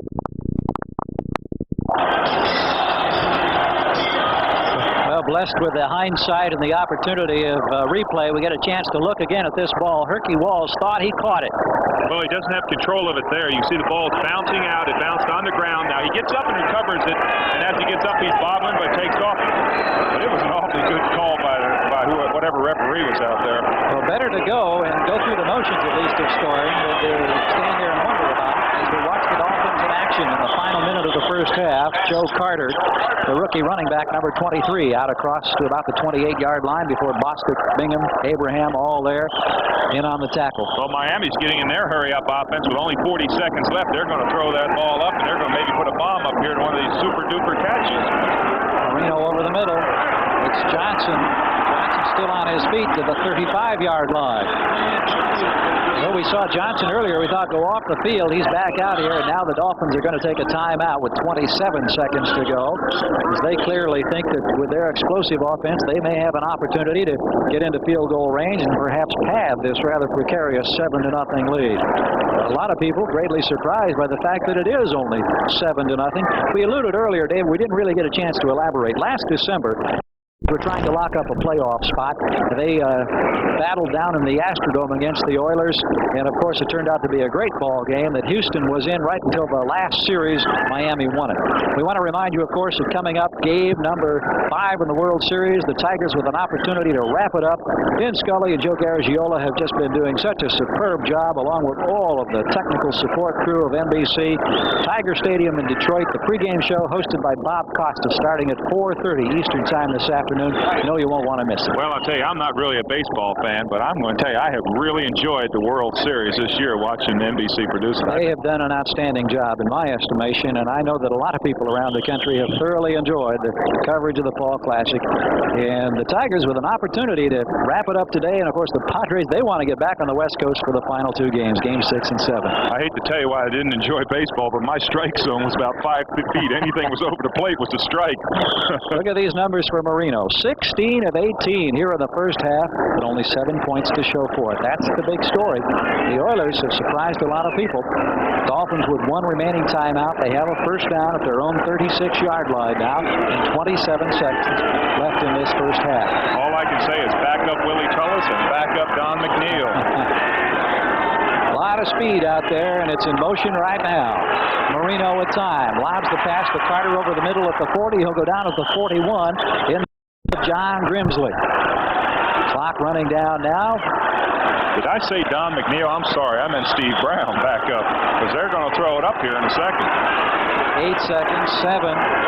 Marino pumps once, now fires, completes the pass. Nat Moore, 36-yard line, 1 second to go. They got the timeout, but are they going to be close enough? This would be a field goal attempt of about 53 yards or so. An awfully strong wind in his face.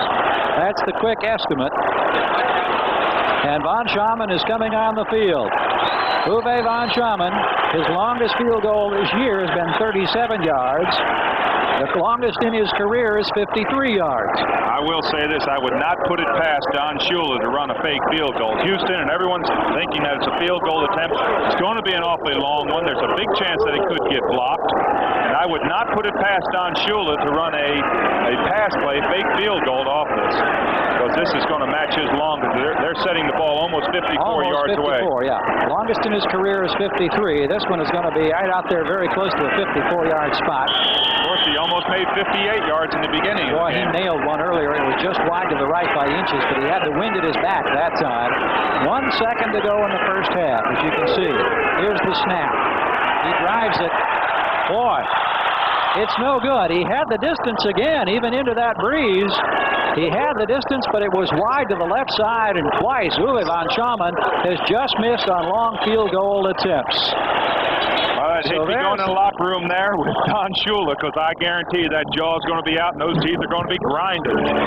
The end of the first half in the Orange Bowl, Miami on top of Houston, 7-0. Give me a light.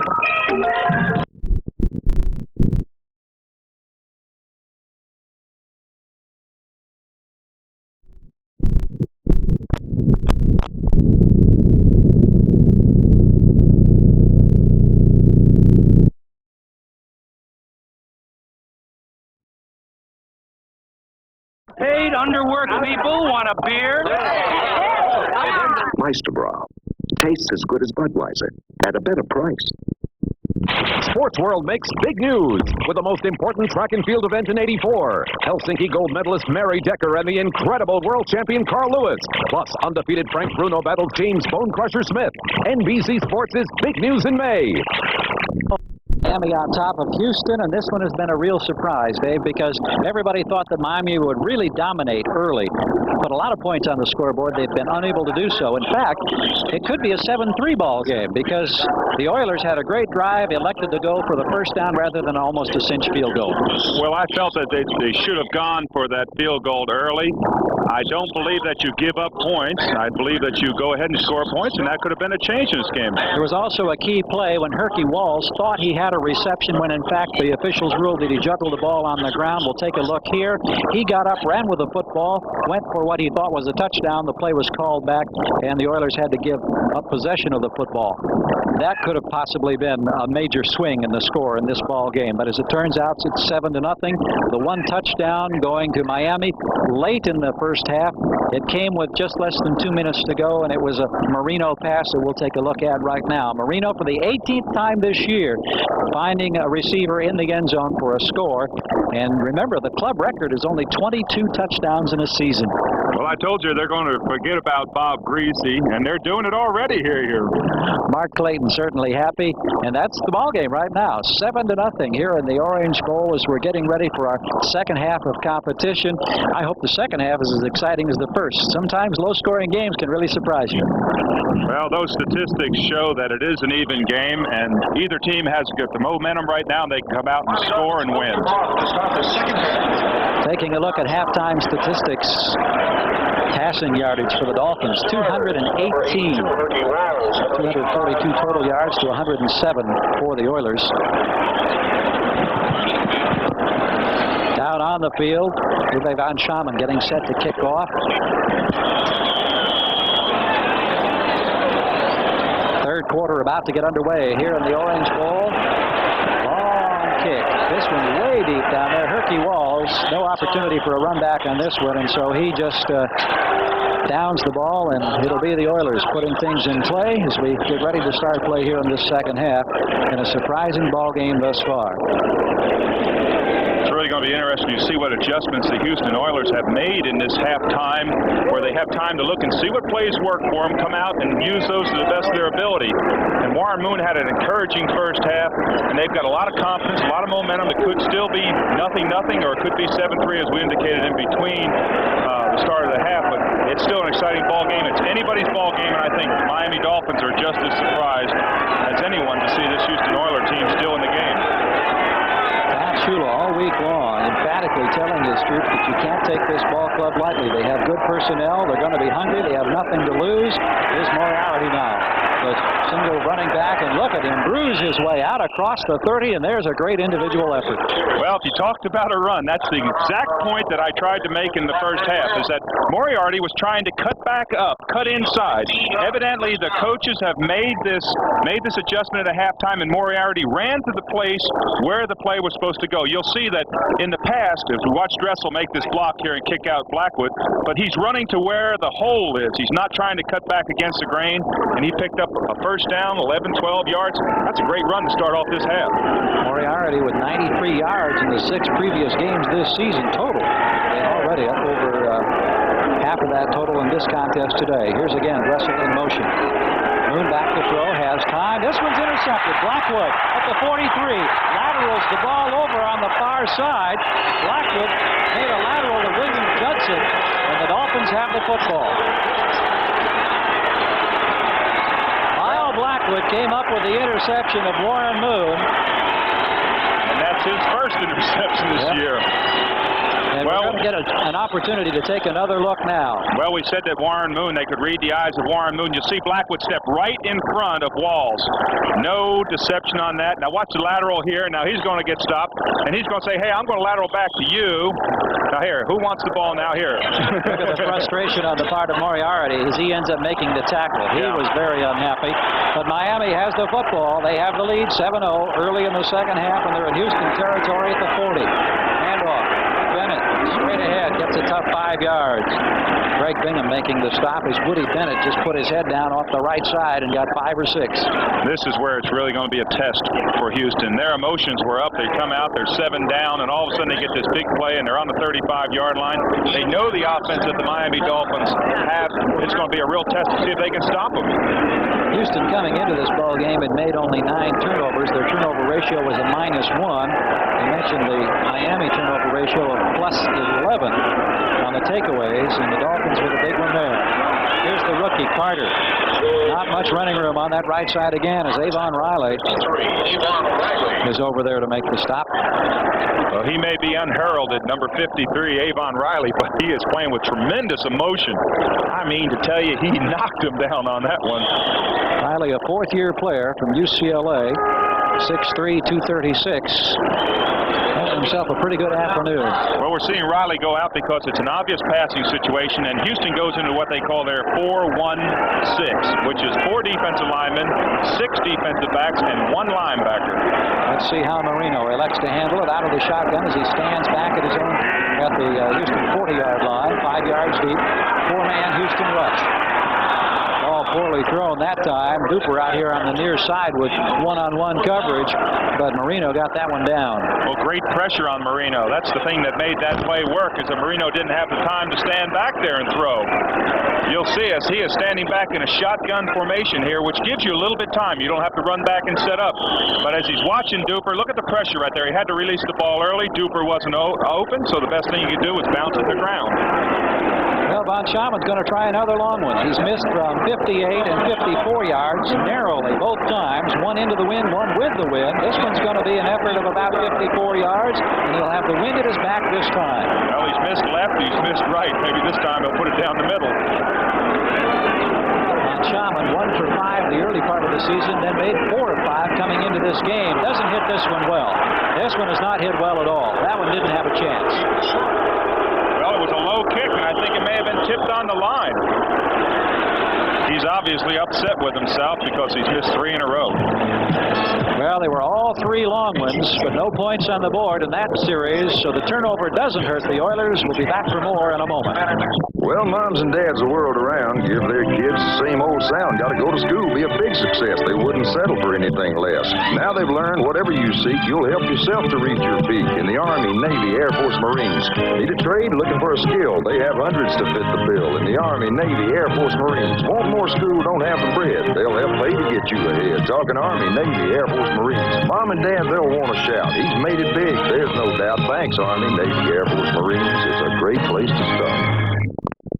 So hold up! Go, huh? Lighten the load! Lighten the load! Throw down the trunk! They're catching up! Get rid of the Stros!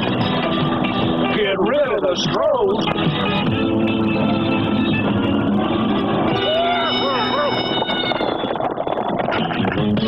Good thinking, Bart. Yep. Stroh's and Stroh Light. Fire brewed for smoother taste. Today's game is brought to you by Chrysler Plymouth, who invites you to discover the new technology of driving at your Chrysler Plymouth dealer. By Sylvania Superset Color TV and the complete line of Sylvania home entertainment products. And by AC Delco, the smart part.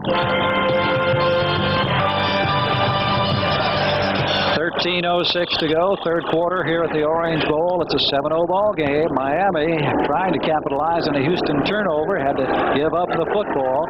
The field goal attempt was no good. Here's the aerial squadron taking in the activity today.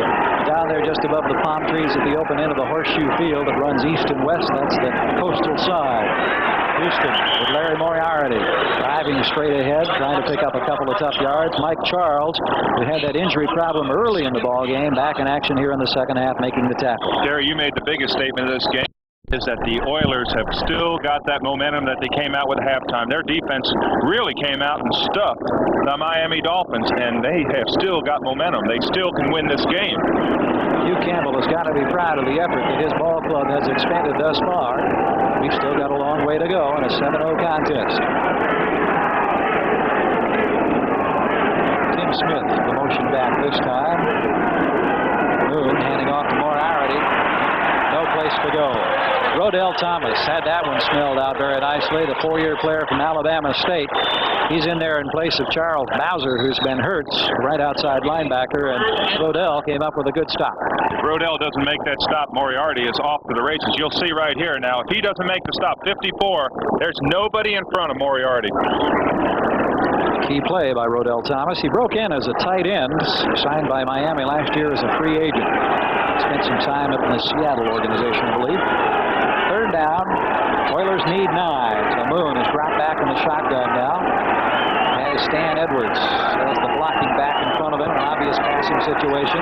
Here's the delayed blitz, 5-man rush. Warren Moon for the first time today is sacked back at the 22-yard line. A.J. Dewey. And listen to the crowd respond to the pressure applied by Betters and Dewey. That Dewey's been back in a long time, and the crowd is all yelling Dewey, but it was also Betters, the NFL Player of the Year, sack champ. Now watch the pressure from the left. Actually, Warren Moon should have probably gotten rid of this ball. They had more blockers. You'll see all the way around the outside. He probably should have thrown that one up and saved the loss. Punting situation now as John James has come in to handle the kicking chores, standing back inside his 10-yard line. Colton Walker is the return man now for the Miami Dolphins. The Dolphins on top 7-0 as we await the change of possession. Here's the kick, not a particularly impressive one, taken on the far side by Walker at the 43-yard line across the 45. Gets only a couple of yards, and that's going to be it. Well, James wanted the penalty that time as the blocker rolled into him, but he didn't get it. 35-yard punt, a 4-yard return, 11:06 to play in the third period here in the Orange Bowl.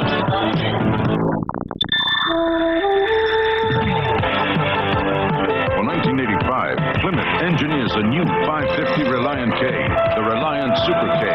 Magic. The best 6-passenger car value. Backed with 550 protection. Aerodynamically redesigned to be more efficient. We made the best better. 550 Reliant, the Super K. Match it if you can. Plymouth, best built, best backed American cars. When you take one of these things up, you've got a crew to help. That's pilot Chuck Yeager for AC Delco. When it comes to my car and truck, I do the work myself. In 40 years, AC spark plugs have never let me down. And with today's technology, AC fire ring spark plugs are engineered to give you up to 30,000 miles of reliable performance. Never wait for trouble. Go with AC fire ring spark plugs. Call 800 AC Delco for a retailer near you. Gary Gerald and Dave Rowe at the Orange Bowl. And Dave, let's take a look at this business here. John James trying to get the kick away. Well, they used to give Oscars acting, but I don't think this is play action. Is this roughing the punter as you'll see him come in last? Right there, rolls in, and down goes James. I don't know whether they call that he had control of himself and he rolled in after the kick. Maybe it has to be in the actual kicking action, but it could have been either way a call.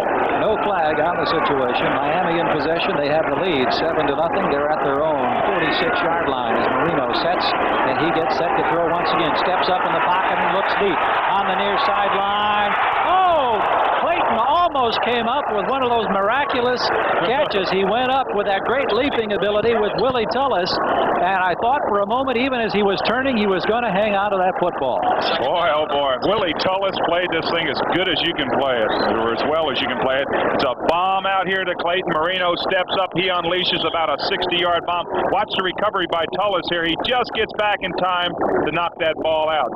Boy, well, what speed on that guy. Look at Marino. Oh, well, what do I have to do? You know, I mean, I threw that thing right out there. He probably should have had it. Fine play by Willie Tullis. Mark Clayton caught his 6th touchdown pass of the season a bit earlier. That's the only score in this contest. There's Bennett. Big hole. Inside the 40 to the 35-yard line. Woody Bennett just exploded through there before Carter Hartwig could pull him down at the 35 or 36-yard line. The thing that Miami does so well is it keeps the defense off balance. I played on this team many, many times. I've played against them. They keep you off balance. Just when you're thinking pass, they run that quick trap up the middle, and you can see that, well, they have Nathan there. It's number 22, but actually it was Woody Bennett, number 34. But he's into the secondary, and they're thinking pass and picks up 15, 20 yards, first down, 35-yard line. 19-yard gain, and that's his longest of the season. His longest had been 11 yards, but he got 19. And it's the longest run from scrimmage for the Dolphins this year. Here's Duper out of bounds at 21-yard line. Brown bumping him out of bounds, picking up another quick 15 as Marino comes right back. Boy, Duper did not like that last little tap that Brown gave him on the end of that catch.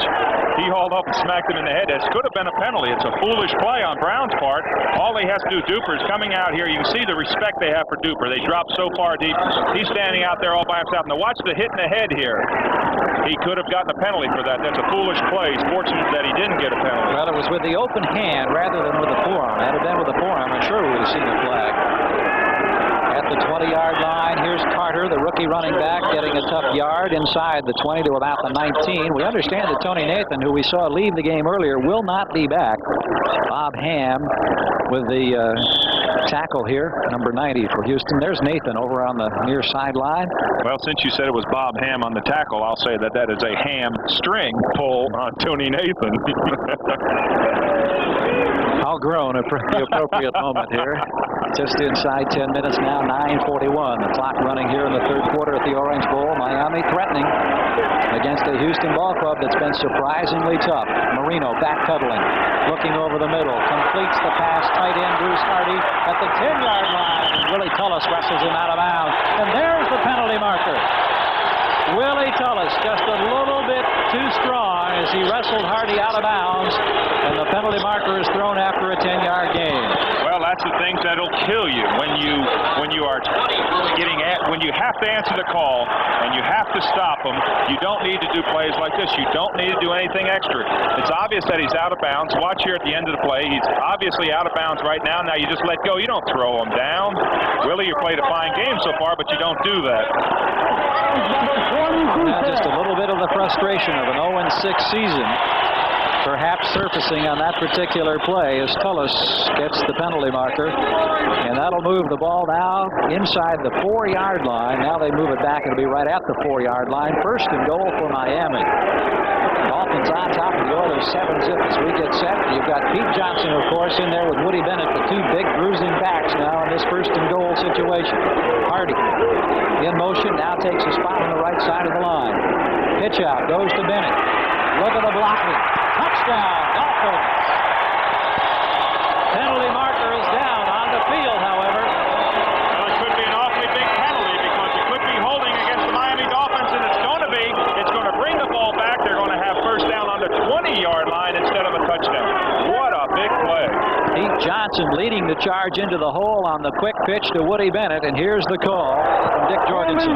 Number 84, offense, first down. Hardy, the tight end, is the man who gets the call on the hold. Well, you can see Hardy at the top of your screen. He may come back into your screen, but he's tackling the linebacker as he comes up to turn the play back in. And what is apparently a touchdown is turned around, and now it's first down on the 15-yard line. It's going to be a little bit different. Hardy on the far sideline over there. We look at the yards total penalty for the ball game.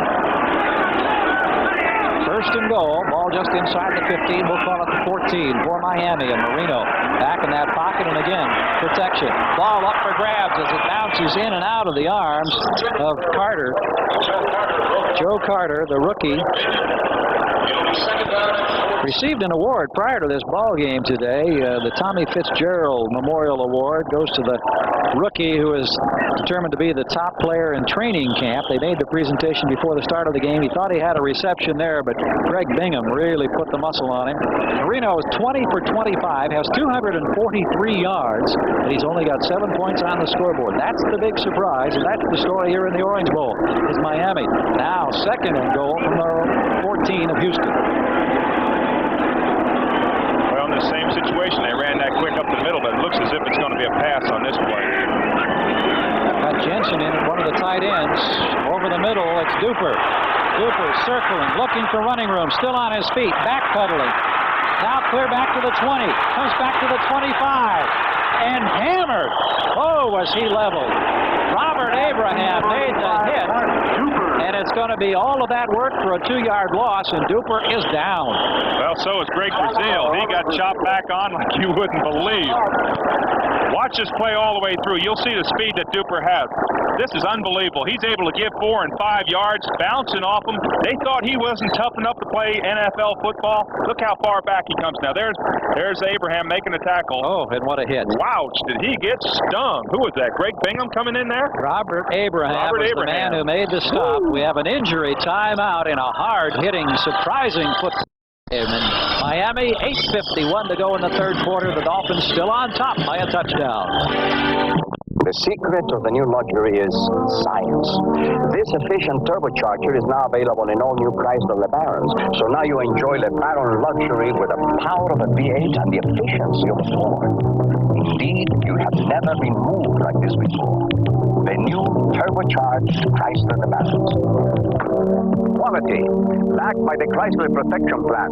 This is the new science of luxury from Chrysler. The best built, best backed American cars. This bud's for everyone who's got what it takes to make his own brakes. Are we on? This is Paul Martinez reporting to you from the International Airport. Yeah, just for you. That distinctively clean, crisp taste that says Budweiser. From the International Airport, this is Paul Martinez reporting. Thank you, Paul, and welcome to the news team. Paul Martinez, my son.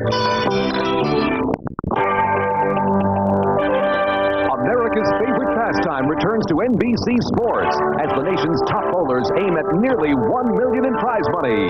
Jay Randolph and six-time Bowler of the Year and Bowler of the Decade Earl Anthony host the PBA Fall Tour. Premieres next Saturday on NBC. Back in the Orange Bowl, let's take another look now as Duper, with all that running, really gets leveled. There's Abraham with a hit that put Duper down, and Brazil, who is also injured on the play, is now up and on the far sideline. Well, he fumbled that ball on that. Also, he was fortunate to recover it because he did fumble the ball. The ball came loose, but what a hit by Robert Abraham. Wow. Duper, who has that great speed, was of course a crack man from Western State and Louisiana. Sports Illustrated doing a feature article on Mark Duper that we'll be seeing next month's issues here this week following him. Spectacular play, but it resulted in a 2-yard loss. It's 3rd down and goal. Miami out of the shotgun. Houston with a 4-man front, rushing 3 men. Marino with time, looks for the end zone. Touchdown!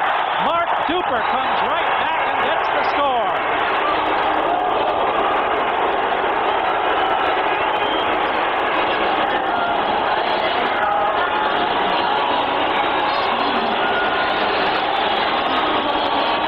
Touchdown pass number 19 on the season. This one for 17 yards, and what an effort here, Dave Rowe. Well, it's a great catch, but it's also a great throw. Look at that ball thrown in there. Right in between 2 covers. Duper, who got that hard hit just the play before, comes back to catch a 17-yard touchdown. If he can't play in the NFL, nobody can. Shaman with the attempt now that could make it a 14-0 ball game. Out of the hole of Don Strock. The kick is up. It is good. No penalty markers in sight. And so midway through the 3rd quarter in the Orange Bowl, and what has been a most interesting professional football encounter this afternoon, the Miami Dolphins now enjoy a 14-0 lead as we'll take a look at the scoring play once again. Well, you'll see what an excellent throw it is from this angle because it's right in between. You can see how it came right between the 2 defensive corners. Hey, Dad, look at Harold's new Japanese car. Colt? Colt's not a Japanese car. Sure, feel how soft the doors are. Look at the fit. And what a deal I got. Colt, imported for Dodge and Plymouth, built by Mitsubishi in Japan. Let's take a spin. First, take your shoes off. Why isn't this car called something Japanese? Colt, it's all the Japanese you need to know.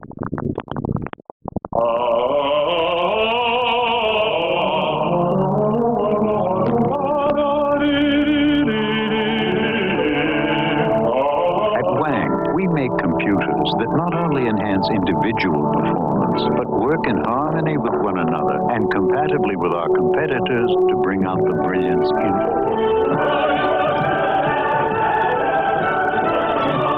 Wang, we put people in front of computers. Tonight, the epic of B continues with the final battle, and then the countdown begins for the thrilling premiere of B, the series. Take a look at the numbers on the scoring play as Gary Gerald and Dave Rowe welcome you back to the Orange Bowl. Miami now leading 14-0 in what has been a hard-hitting, very entertaining football game. And even though the Oilers have yet to score, they have made their presence very much known in this contest here in the Orange Bowl today. Von Schaman about to kick off. Roaches and Walls in the deep spots. Schaman with that little tailwind drives it about 7 yards deep, and Herty Walls will down the ball there. Houston will come out to their own 20-yard line. We pause briefly now for station identification. This is the NBC television network. You're watching WESH TV, channel Beach, Orlando, Florida. Halftime score. Los Angeles Rams 21. Miami with 258 yards passing thus far in this ball game. We're just checking here with our stat man, Bobby Harris. 148 of those 258 yards have gone to the combination of Duper and Clayton. They have been spectacular today, as they have been all season long. Now the question becomes, can Warren Moon bring the Oilers back? Moriarty gets the first call. Right head gets about 4 yards. Bob Baumhauer once again sealing up the center of that defensive line.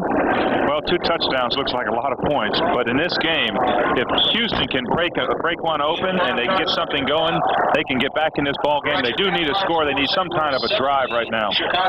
Check a couple of scores. Kansas City leading San Diego. There's a surprise, a low-scoring game. The Jets on top of Cleveland by 3. St. Louis ahead of Chicago by 3.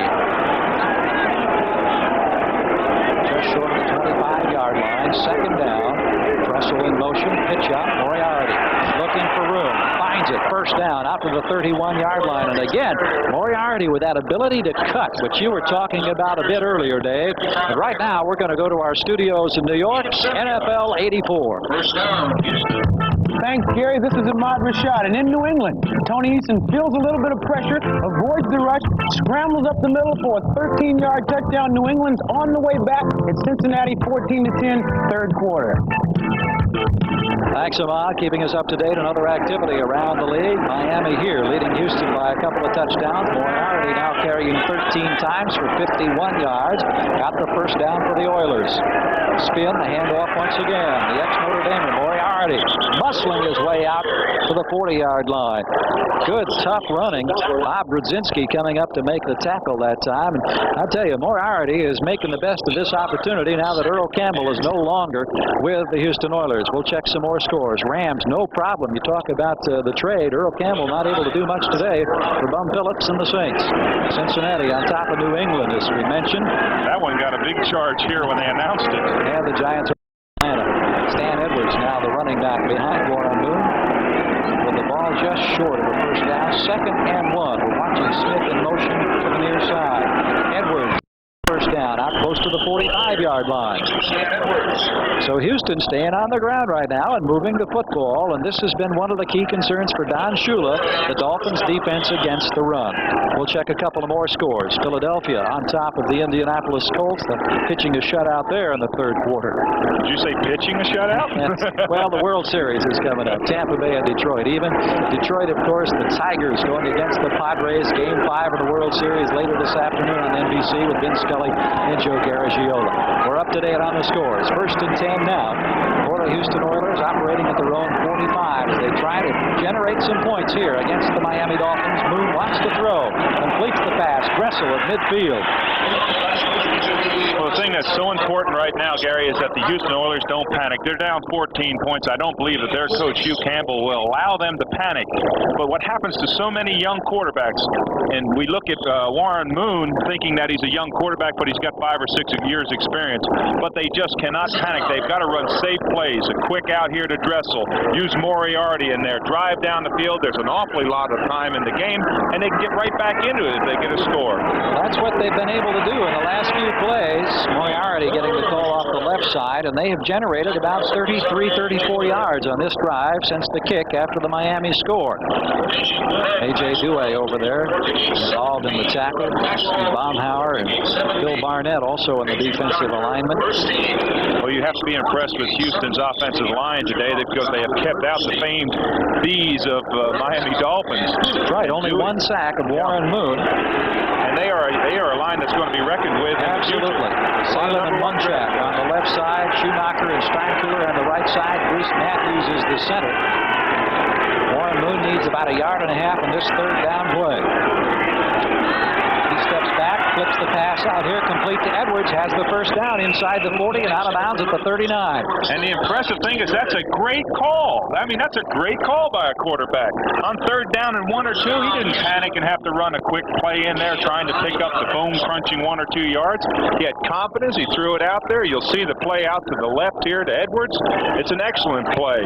He just drops off a soft pass. He picks up the yardage. They've got first down on a 38-yard line. This team is coming around. I know it's going to take a lot of time, but they're starting to come around. Well, as strong as they've been able to play, and still very much in this ball game here today, this is going to be a big lift for this young Houston ball club. In terms of experience, they're the second youngest in the National Football League. Edwards again inside the 35. And Houston very impressive in this march. We have 3 minutes, 57 seconds left to play in the third quarter. It's 14-0 in the event you've just joined us. Miami over Houston. Miami heavily favored coming in, but this has been a very entertaining football game. One of the remarks that some of the players say about Hugh Campbell is that he's very steady. He doesn't get upset. He realizes that he is going to be a team of the future. He's confident there. That was Don Shula. He's not steady. He yells and screams. Just short of the 34-yard line. Second down. Moon with a longer count this time, taking the play action, flips the short pass. Jamie Williams, the tight end, at the 32-yard line. Bob Brzezinski coming up to make the stop on number 87, Williams. Probably the biggest thing that stands out in my mind as we watch Jamie Williams walk back is that Houston, other than that one interception in which they stopped him, has not hurt themselves with penalties. They have not hurt themselves with interceptions, and they have not hurt themselves with fumbles. And a young man named Steinkühler is getting an awful lot of action in there against Doug Betters. Number 70 is Steinkühler. Look at that block. He's learning how to play in this game. He's playing against one of the better defensive ends in football. Second player tabbed in the draft last spring. There's movement in the line. And the play is still underway. Wait a minute. There has to be a flag on that. I can't believe that we didn't see a flag with all of that flag, movement. But I can't believe it. Somebody was in there, and we saw Turkey Walls tripped up in the backfield. But he was tripped up by a Miami Dolphin, came across the field and tripped him up. That's amazing. I've never seen anything like that.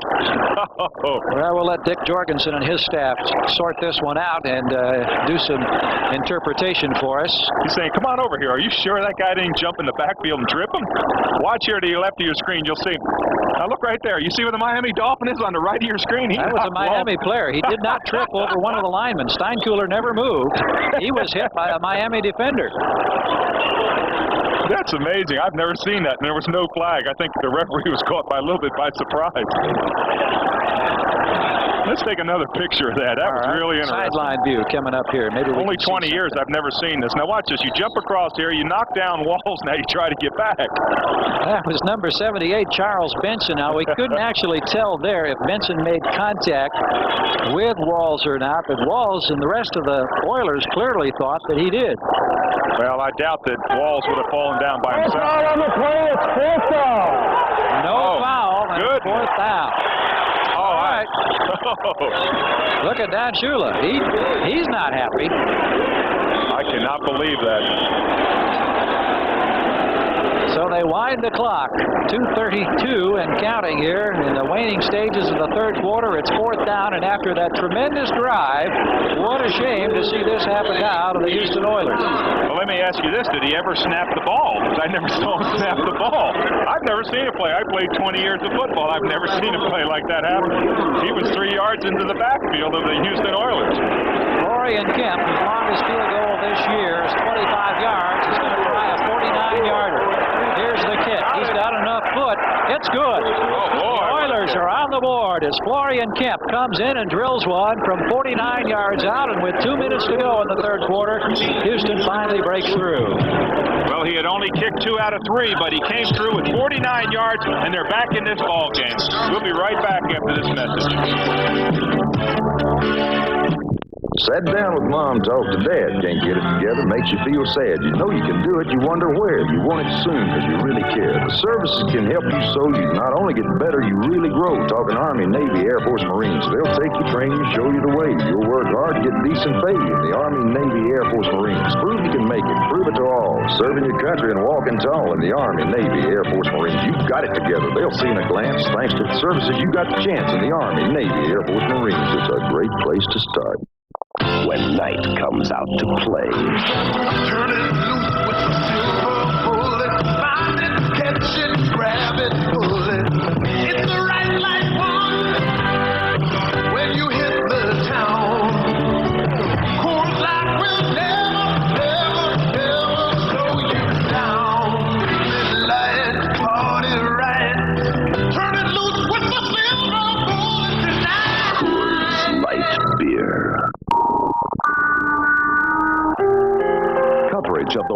Series continues next on the NBC Television Network.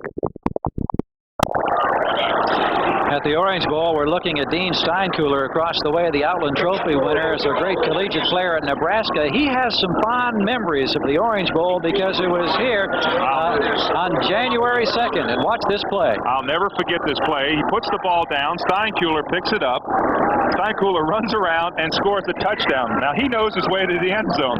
But what an unbelievable play. I'll never forget when I watched that game that he scored on that touchdown play. I don't know what they call that, the dipsy-do or the razzle-dazzle. That was a sensational ball game, of course. Nebraska against Miami here in the Orange Bowl, January 2nd. You know that Steinkuhler's never going to forget that play either. As we get set for the kickoff, here's James, or Kemp, I should say, with the short kick coming down to about the 15-yard line. Bobbled momentarily over there, and then Walker getting out across the 30. Penalty marker down on the field. 17-yard return. We'll see whether or not it stands. Brian Caldwell making the tackle for Houston. That's going to be an illegal block in the back or a hold. That's the only penalty that can be thrown by that judge there, unless he sees, of course, a personal foul. And it's going to put the Miami Dolphins deep inside their own 20-yard line. Illegal block, number 55, receiving team. First down. So Dick Jorgensen making the interpretation of the call for us as we're in the final 2 minutes of the third quarter. I want to remind you that we're talking about the World Series later today. Well, coming up next Saturday here on NBC, the PBA, Professional Bowlers Association, premiering the Fall Tour. And I know you're going to enjoy watching Earl Anthony, the great Hall of Famer, and Jay Randolph in action as they team up for a series of 7 events on the PBA Fall Tour. It all starts next Saturday on NBC Sports. Dolphins with a little razzle-dazzle. Carter with running room across the 20. Slips outside and look out. Here's Joe Carter on the loose to the 46-yard line, and a penalty marker is again down. Willie Tullis finally tripped him up after a gain of 33 yards. Well, Mark Duper, I hate to say it, in his anxiousness to get a good block there, is going to get a holding call, and it's going to bring back what was really an exciting run. That fella got out there and really took off. Carter, as we mentioned earlier, was singled out for special mention as the recipient of the Fitzgerald Memorial Award prior to this game for his performance in training camp. And here you look at his open field running style as Joe Carter had the Oilers mumbling to themselves, but unfortunately the penalty negates a great effort. Ball back at the 26-yard line.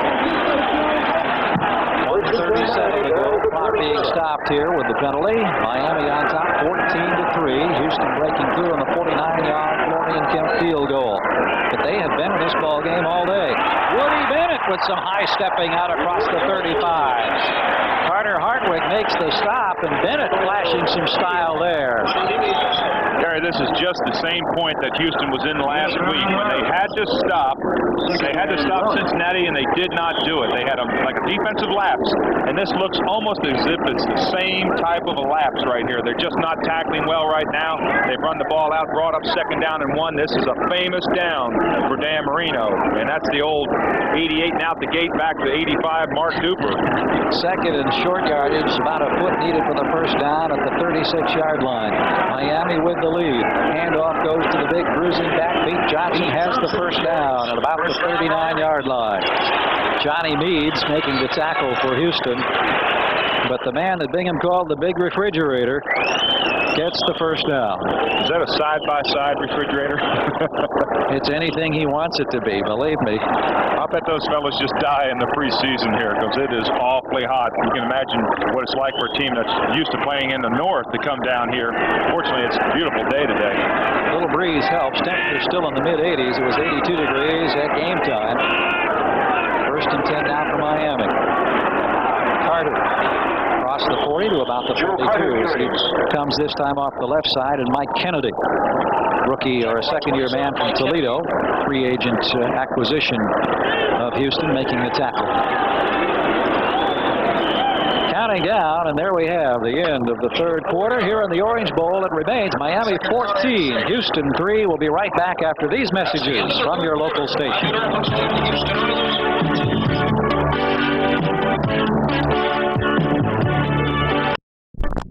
I'm Bryant Gumbel. Today puts you face to face with the world, the unfolding drama behind the headlines, people, places. Get the whole picture. Weekday mornings on Today.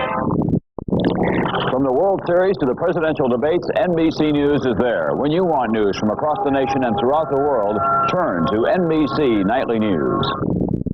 When you're looking for a gold medal deal on a new Chevy car or truck, in Central Florida, there's only one way to go. Central Florida's only gold medal Chevy dealer, Don Mealy Chevrolet. Gold medal for value, above and beyond the call of duty. Gold medal for award-winning service to our customers. So why settle for less? Go for the gold. At your gold medal Chevy dealer, Don Mealy delivers. Good morning, I-100 with Dr. Johnny Fever, and it's time to... I-100, hot rockin', flamethrower, playing the hits. I-100, where the heavy hits just keep on coming. I-100, we're smoking. Except no substitutes. I-100, it takes a knockin' and keeps on rockin'. Oh, yeah. The Beach Boys, Monday at 7:30 on Entertainment Tonight. Today's game is brought to you by Lincoln, what a luxury car should be. By Lotus, makers of 1, 2, 3, and new Symphony software. And by the U.S. Postal Service.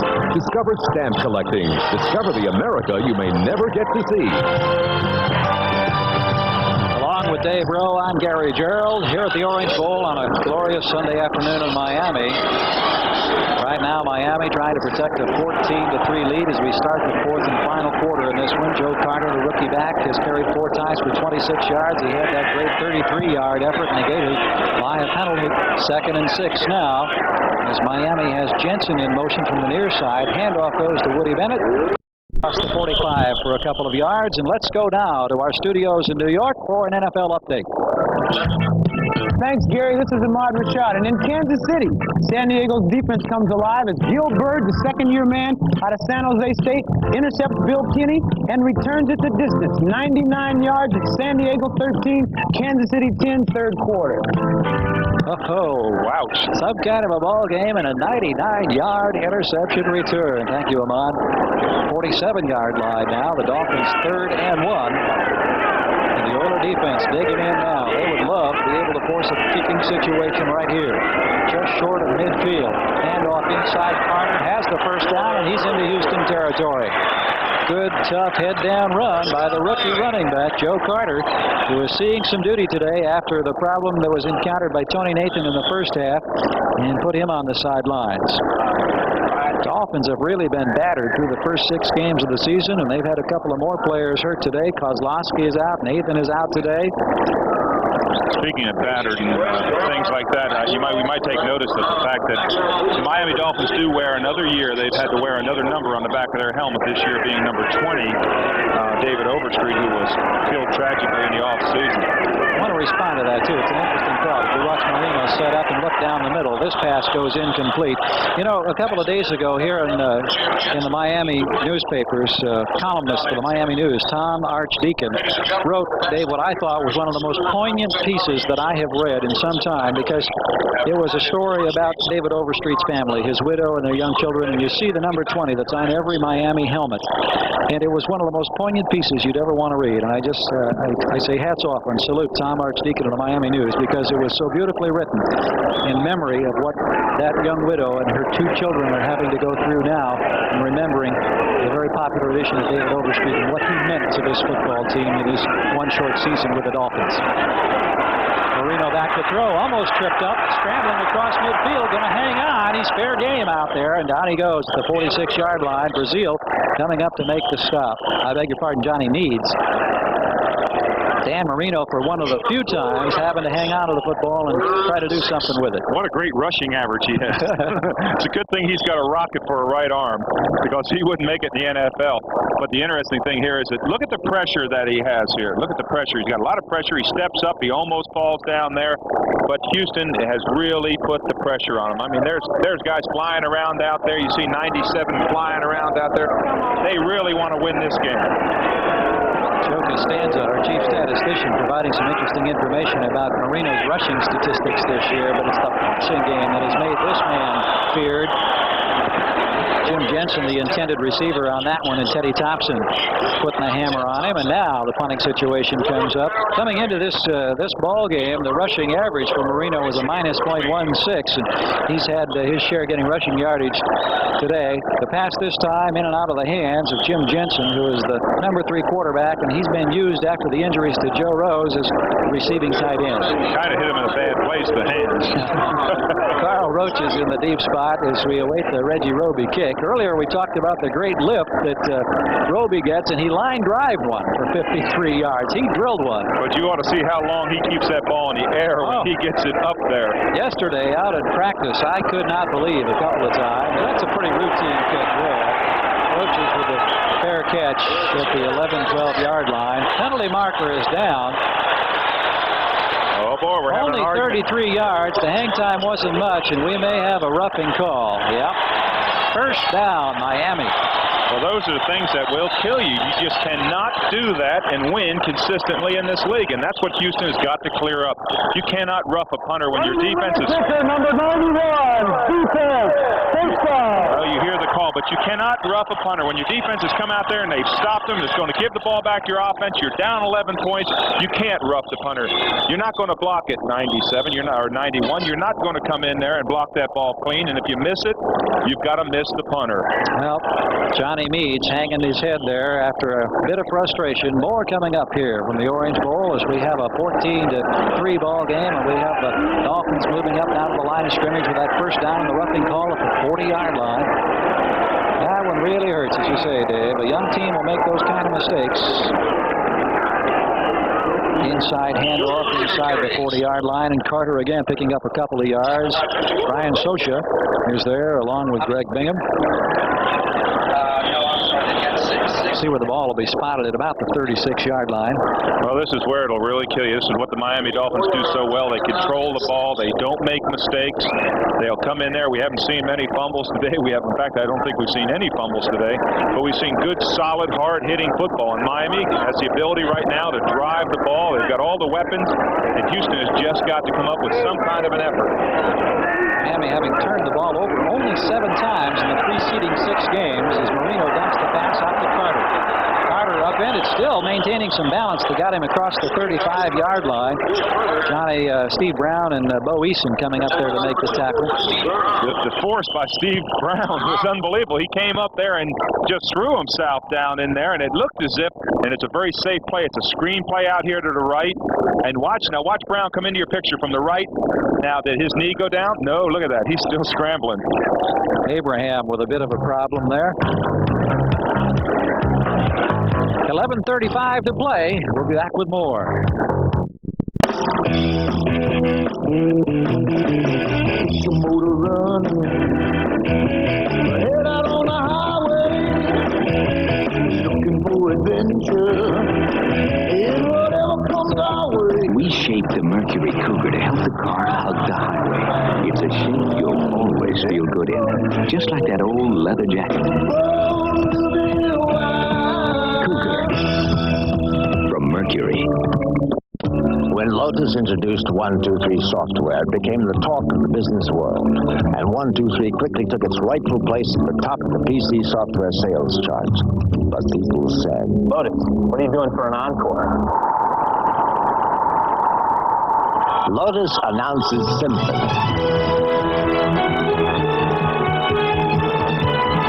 123 and new Symphony software from Lotus. One great idea after another.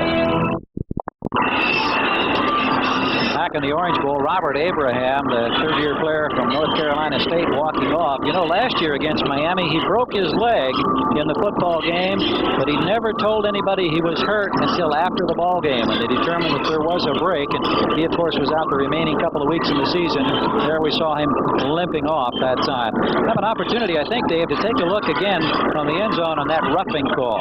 Now, watch this play here. Roby's clearly got the ball off. Now, watch. Now, that looks almost exactly like the one that they did not call against the Houston. He rolled into him.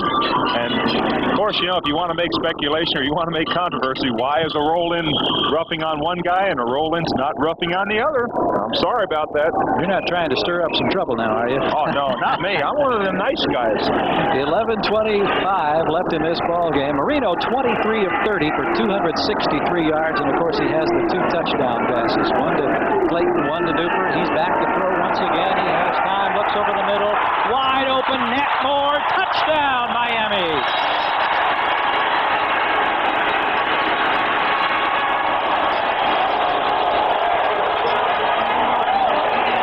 And that is an historic touchdown. Number 57 in his career ties Larry Zonka for the Miami Dolphins club record. And that's why you're seeing quite a reception for Nat Moore, and that's why he hasn't surrendered that football. He's keeping that one because I got a hunch it's going in the trophy case. Well, you would certainly think so.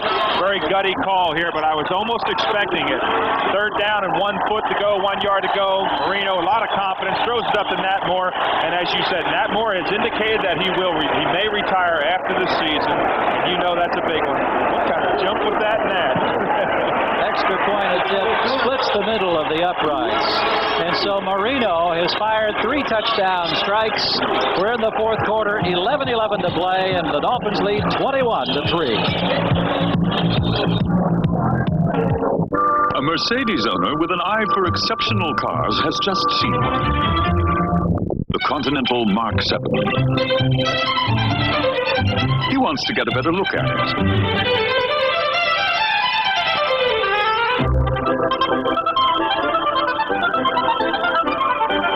For now, he must be content with the knowledge that this new Mark gives Mercedes something it hasn't had before.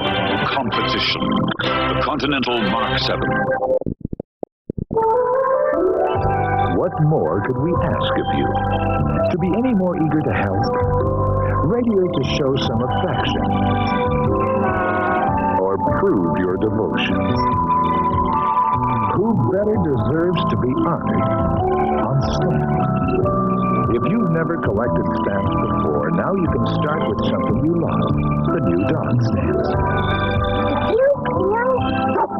Now at the post office. The NFL plays here, Los Angeles. It's the oldest and most bitter rivalry from the original AFL. Now, can the Raiders go for 6 straight against the Chargers? The NFL plays here, San Diego. Dan Fouts provides the Chargers ammunition for this Southern California shootout. The Raiders battle the Chargers. The NFL plays here. My team plays here. Miami Dolphins all-time leader in receptions, Nat Moore, doing what he's done for so many years. His 2nd touchdown this year, the 57th of his career. The jubilation in the end zone as he now has equaled Larry Zonka as the all-time touchdown man for the Miami Dolphins. And the wave is crashing on the shores of the Orange Bowl. They told us yesterday that the Miami fans don't perform the wave here. They're having a great time today. The first time it's been done here in the Orange Bowl, at least for the Dolphins. So these folks are having a field day. It's now 21-3. Turkey Walls on the near side, looking for some running room. Still on his feet, swings outside. Running laterally and finally bumped down across the way at the 26-yard line. 13 yards on the return. Paul Langford is there to bump him down. Well, they have practiced the wave well, and they've got it down, because if they've never done it before, they surely have done it well today. With that, I can't believe what that's like. That really gets a crowd fired up when they're out here yelling and they all jump up and scream. Woo! Well, we have just inside of 11 minutes to go in this football game. It's been an entertaining one all afternoon. The Oilers trying to regroup. They have played the Dolphins tough, despite the fact that it's 21-3, and Marino has thrown 3 touchdown passes. Houston, trouble all year, generating an offense. They have only 3 points to show today. Warren Moon in that catch-up situation. Flips the pass out to the 30-yard line, and it's pulled down by Dressel. There with the tackle is Bob Brzezinski. We talk about special events coming up on NBC Sports. Here's going to be a great day on November 10th, a $10 million day, if you will. That's the day of the Breeders' Cup. All the great horses going in 7 events out on the West Coast, 4 hours of live coverage. And the purse for every race is at least $1 million. There's a $2 million turf race, a $3 million Breeders' Cup Classic. November 10th is the day. I know you'll enjoy 4 hours of coverage on NBC Sports. Second down with the football. Moriarty no place to go this time. Glenn Blackwood, Don McNeil with the coverage. Gary, one thing that's really hurt the Dolphins today is that Miami has been able to jam their wide receivers. When I say jam, they play their wide receivers right up on the line. They don't allow them to release quickly and get off into the passing pattern. That's something that Duper and Clayton have done very, very well. Consequently, when Moon is back there ready to throw the ball, they're only 7, 8, 9 yards downfield where they should be 17 or 18 yards downfield. You've got to be able to release off that ball as the wide receiver. And Houston has not done that well today. The corners have played right up on the line playing the wide receivers. Well, a 3rd down and 4 needed now as the Oilers try to generate some points. Their own 33-yard line, Walls in motion. Moon looking a 4-man rush, and the man who knocked it down was Doug Betters. Number 75, who leads the club in sacks, got a hand up in the air, and at 6'7", 265 pounds, when Doug Betters gets a hand up in the air, you got to be throwing mighty tall. Let's take another look. Well, when you drop back and you're trying to look downfield and you've got those trees standing up in front of you, you can see the ball bounces off that one big oak tree, that left oak tree that was hanging up there. It's awfully hard to throw when they get that penetration, get those arms up. We mentioned earlier the fact that Baumhauer was honored as one of the defensive MVPs last year.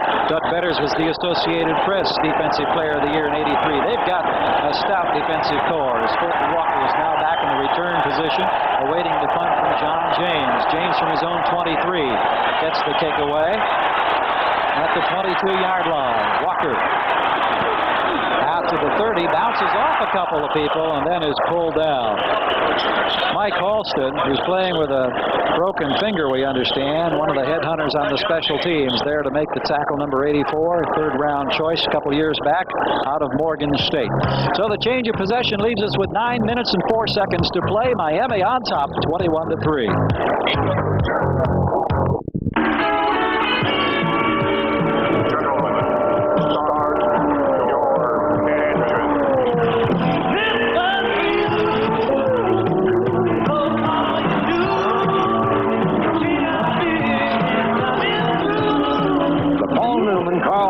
Budweiser racing team is pouring it on in the championship racing series, and they're playing to win. This Bud's for you. What's this stuff, guy?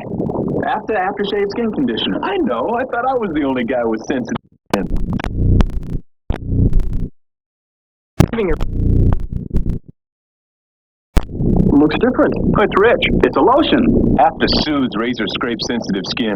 Hey, this feels great. And smells good, too. Terrific. Sensible care for sensitive skin. Aftershave Skin Conditioner. Fine Menon.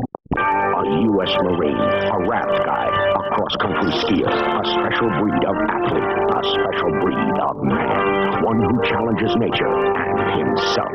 8 men face the rugged wilderness of Oregon Snake River on a 90-minute survival of the fittest.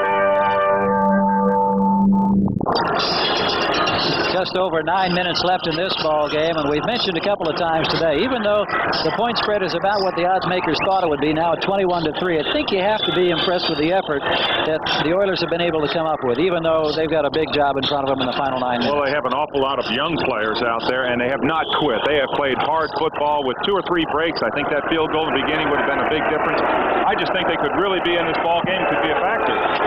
Well, now it's the Oilers defense going to work as Marino trying to protect a 21-3 lead here.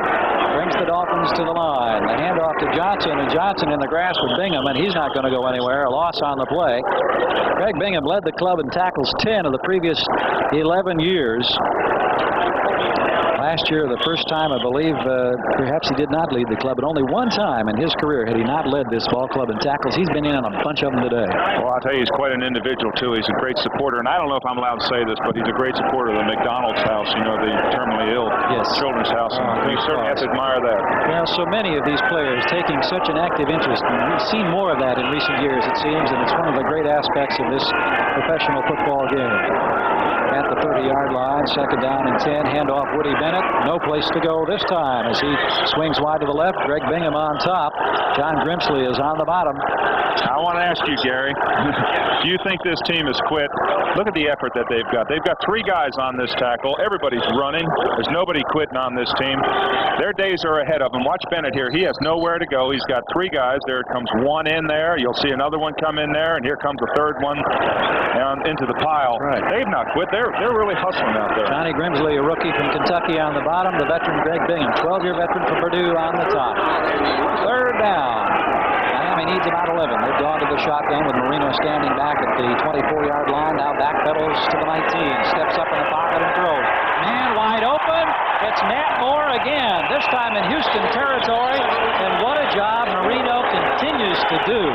Third down situations. They just send so many receivers out there, and it makes it really tough on that defensive secondary. Well, anytime you're rushing 3 defensive linemen against 5, you're not going to get to them. And you can see Matt Moore was in the seam. I am really impressed with Marino's statistics today. He has thrown the ball. I don't know how they passed over him in Pittsburgh, but Don Shula must have seen something that no one else saw because he is a premier quarterback. He is outstanding. Second-year man.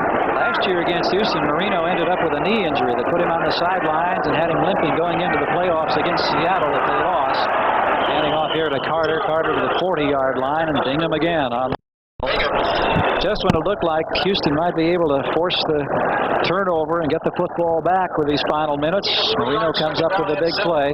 Marino has thrown 3 touchdown passes today as we check some other scores. 17-13. Kansas City and San Diego slugging it out now in the fourth quarter. The Jets on top by 3 over the Cleveland Browns. Chicago trailing St. Louis by 3. A lot of good tight ball games today. Here the Rams with some breathing room over New Orleans, and Cincinnati on top of New England 14-10. Marino now 25 of 32, 324 yards, 3 touchdowns, no interceptions, on the ground. Here's Carter now, and Carter to the 26-yard line. As Joe Carter with lots of playing time today, showing us his potential. Willie Tullis finally bringing him down, and the Dolphins are on the move. Well, it's obvious why he was the outstanding rookie, and of course led this team in rushing statistics in the preseason. A fine run, but of course they've got Houston off balance now. Houston can't play either way. You can't play situations. Anytime you've got the ball and you've got a lead, you've got a real distinct advantage over you. Just keep a team completely off balance. When you're thinking pass, they're running. Now, I wonder what Hugh Campbell's thinking there. Miami, 1st and 10 once again.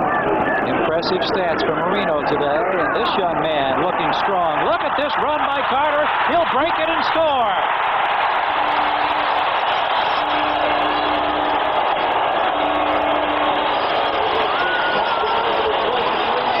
Joe Carter gets his first National Football League touchdown, and he does it in dramatic fashion with a 25-yard burst that left the defenders just clutching air.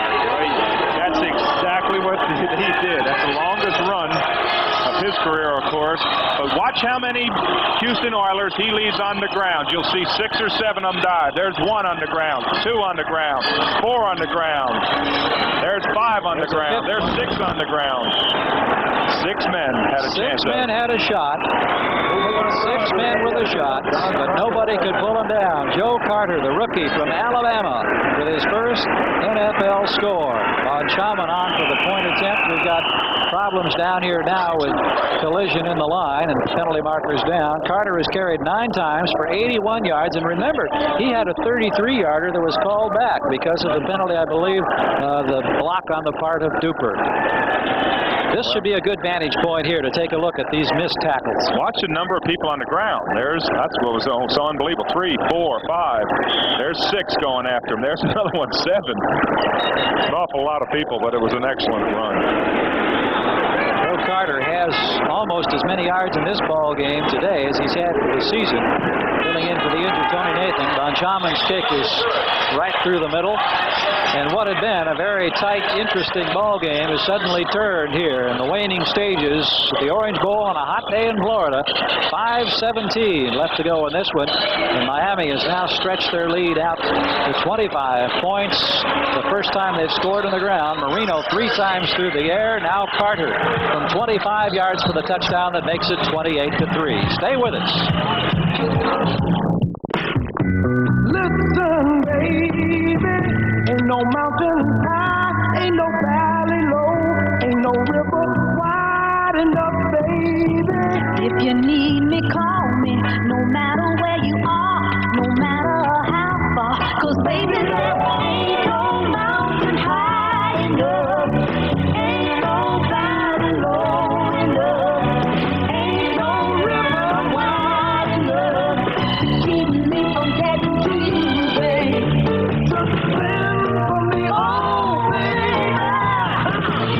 Today, people are getting into better shapes than ever. Shapes that use the wind to help Mercury cars cling to the road. Shapes Mercury will be in for years because handling, comfort, and quality never go out of style.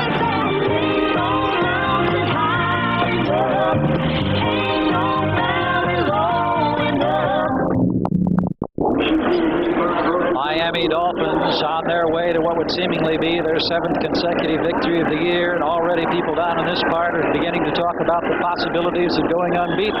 Don Shula doesn't want to hear any of that talk. That's a long way away. They remember 72 when the Dolphins were unblemished through a season of 17 games. Herky Walls downing this one deep in the end zone is once again Von Chaman really putting his foot to that ball. And with 5:11 to play, Houston now goes to work. And the poor Oilers, you know, they're looking for their first win of the season. This would be a 7th loss unless we see something that would be nothing short of miraculous. But they've got the San Francisco 49ers next week, and that's not going to be any easier. Well, they certainly don't have an easy schedule. And that man there didn't make it any easier today. Carter, 81 yards. He had an exceptional day, but I thought it was really interesting what Ed Newman said in the paper this week. He said, with all the injuries, it isn't always the best team that gets to the Super Bowl. It's the healthiest team that gets there. As Moon brings his club up, we're noticing down here on the sidelines that Don Strock is now warming up. May see some playing action here for Don Shula's ball club. Oilers, lowest scoring average per game in the league, have generated only 3 points today. Here's Jamie Williams on the receiving end out to the 35-yard line. Williams, who caught 5 balls last week against Cincinnati, getting one here, brought down by rookie linebacker Jackie Shipp after a 14-yard gain. Well, I hate to be repetitive, but I just feel that Warren Moon, and I don't know what to say about this to Warren Moon, but he just has got to throw up one of these 40 or 50-yard bombs to keep that defensive secondary, just to keep them honest. He's got to throw up one of these to Walls or Smith or someone like that just to keep them honest. All we're seeing is 8 and 10-yard passes, 5, 6-yard passes, and that's not going to get it. Throwing underneath the zone that time, it's Chris Dressel, the second-year Stanford back, out of bounds across the way. Checking some more scores coming up here. We've got the Giants on top of Atlanta. It's been an up-and-down season for the Giants. Colts on the scoreboard now as they trail Philadelphia by 6. Still, tie game, Tampa Bay and Detroit. Starting to think about overtime in that affair. 4 minutes and 3 seconds to go. Once again, kind of a half-hearted wave filtering around the Orange Bowl. We had a couple of impressive ones earlier. Dressel, the motion of H-back to the near side as Moon fires to the far side. Jamie Williams again on the receiving end. Looks like he has the first down at the 46. Bud Brown, rookie backer or a safety out of Southern Mississippi, making the stop. Bill Barnett, Mark Brown, some of the second-team players getting some playing time now for Don Shula. As across the way we take a look at Hugh Campbell, still seeking his first victory. But I can't go back to the fact, we mentioned earlier the decision on 4th down in the first half, that they didn't get the 3 points. We kind of beat that one over the head. Second half, they had a real impressive drive, Dave. They moved the football. Then there was that weird call when Herky Walls was tripped up. There was no penalty marker, and they've been able to keep that alive. They got 3, but the way they were moving the football, they might have gotten 6. You never know. You can't take all of the ifs. But Houston has done some things very well in this ball game today. Steve Bryant trying to stay on his feet as we're inside 3 minutes, just across midfield. Will Judson making the stop. Well, you said a key word and it triggered it in my mind. It brings up the famous Dave Rowe statement that if ifs and buts were cherries and nuts, then every day'd be Christmas. Yes, indeed. At the 46-yard line. Now we'll take another look as Moon sets up. But you see how safe a pass it is. It's only 7 or 8 yards, but you see how they're jamming them on the line? 8, 9-yard patterns. You've got to get that ball down. You see how far the defensive corner had to come back to react for the play. They're playing them deeper. Moon has completed 17 passes today, but the total is only 131 yards. And when you figure that out on average per pass, it's not too long. Heavy pressure got this one away down deep, and making the reception again is Williams inside the 20. Penalty marker is down. Boy, there was heavy pressure there. And now tempers erupting as a couple of other guys bump pads out here. Moon stepped up on the pocket that time, and he drilled it right to Jamie Williams. It may be an interesting call. It's either going to be one of two things. It's either going to be holding or roughing the passer. There it is. And it is roughing the passer. It's really going to help the Oilers out on this 27-yard gain on the pass play. Now, Moon showed me something that time. He stepped up. He certainly had did. Real heavy pressure. Well, he was under an awful lot of pressure. As you'll see, the pocket really collapses around him as we listen to the call. Roughing the passer, 71 defense, grabbed him by the helmet and threw the quarterback down. First down. Boy, is that quite a call. Call went against number 71, Mike Charles, a second-year man from Syracuse. It looked like Rodell Thomas, 54, was the one who came over the top and was trying to come up with something. Well, we talked about the great Dolphins not being penalized. They've been penalized, as that last graphic showed, 7 times this year. I mean, excuse me, this game. That's the most this season for them. And I guarantee you, Don Shula does not allow penalties to go unchallenged. All right, call at the 9-yard line. Oilers trying to salvage some pride here now in a 28-3 ball game. It's winding down in the Orange Bowl. Dressel starts the motion toward us, then moves away, and Moon sets up, throws to Dressel at the 9-yard line. On his feet, great fake, touchdown, Chris Dressel. Lyle Blackwood went for the fake, couldn't make the stop, and Chris Dressel was in for a Houston score. Oh boy, Lyle, you weren't supposed to do that. Here I'm trying to fill up my old roommate, and he just got faked out there. Well, that was a good run. It really was. Excellent effort on the part of Chris Dressel, who caught a lot of passes, of course, from John Elway in his days at Stanford. Now, he was the man in motion. You'll see the effort he makes here. Now, Lyle's one-on-one. He thinks he's going back quite a cut right there, and Lyle can't get back, and he's pounding the dirt. Dressel doing an excellent job of maintaining his balance as Florian Kemp comes out with a conversion attempt. Well, Lyle's still one of the great guys I know. How's that? All right. James puts it down. The kick is up. It is good. So the Oilers come right back. A spectacular pass play to Jamie Williams. The roughing the passer penalty tacked on, and then the quick throw here. 8 or 9 yards. It goes to Dressel for the touchdown. And with 2:38 to go. Contest now. We have a 28-10 ball game, and Dave, I think we're going to get a chance to take another look. Well, it's one-on-one out here with Blackwood and Dressel, and you'll see the fake right here. Dressel fakes him inside. Lyle comes back outside. Quite an effort by Dressel. Absolutely. Again, he's another player that hasn't quit. He's been playing out here. I talked with him prior to this game, and they really wanted to win this game, and they had a lot of confidence and thought they can. I was impressed when we talked with Dressel down on the field prior to the start of this ball game, and they came out before they had the pads on to walk around and get a feel of the turf, and the determination that was evident, because it's got to be tough when you've lost six consecutive times, and when you're not getting the points on the board, and you no longer have Earl Campbell, and you're in a state of transition. It can't be easy. I'll tell you, I had some lean years back when I played with the New Orleans Saints, as we see that come up for the World Series. Oh, yeah. The Padres versus Tigers, and that's Game this 5. afternoon, isn't Game it? 5 coming right up. Don't forget Bob Costas with the pregame show at 4:30 Eastern Time. That's sneaking up on us. Game 5 of the series. The Tigers, of course, if they win it today, the series is over. Padres can come up with a victory. They send the thing back out to the West Coast in San Diego for game number 6, and that's what they're banking on. And of course, next week, another NFL doubleheader on NBC Sports. The featured games, including a great battle between the Dolphins and the New England Patriots. Later in the day, the Chargers go against the world champion LA Raiders. NFL 84 with Bob Costas starting at 12:30 Eastern. You be sure to check the local listings for the games that we've seen in your area. Remembering that your team plays here here on ABC Sports. Now, let me tell you what a lean year is. When I was with the Saints, the first year I was with them, we were 0-7, but we had won 5 coin tosses. Now, when you're counting coin tosses, you know that's lean. Clayton takes the ball out of bounds, steps out of bounds at the 28-yard line. Just over 2.5 minutes to go. 28-10 the score now. And we have a quarterback change. Don Strock coming on the field now for Miami, replacing Dan Marino. Strock, the 11-year veteran from Virginia Tech, 6'5", 220 pounds. You take a look at his stats. Well, you remember with the famous controversy there between Woodley and Strock, they called it Woodstock. I wonder if they call this Strockerino or something. He said, okay, get out of there. I'm all right. I know what's going on. I've been in here before. Well, what a cast to work with. What a tremendous day for Marino. He was up there over 320 yards. He had a 429-yard day against St. Louis earlier in the season. But now the ball game has been turned over to Don Strock. And Johnson going straight ahead into the arms of Avon Riley.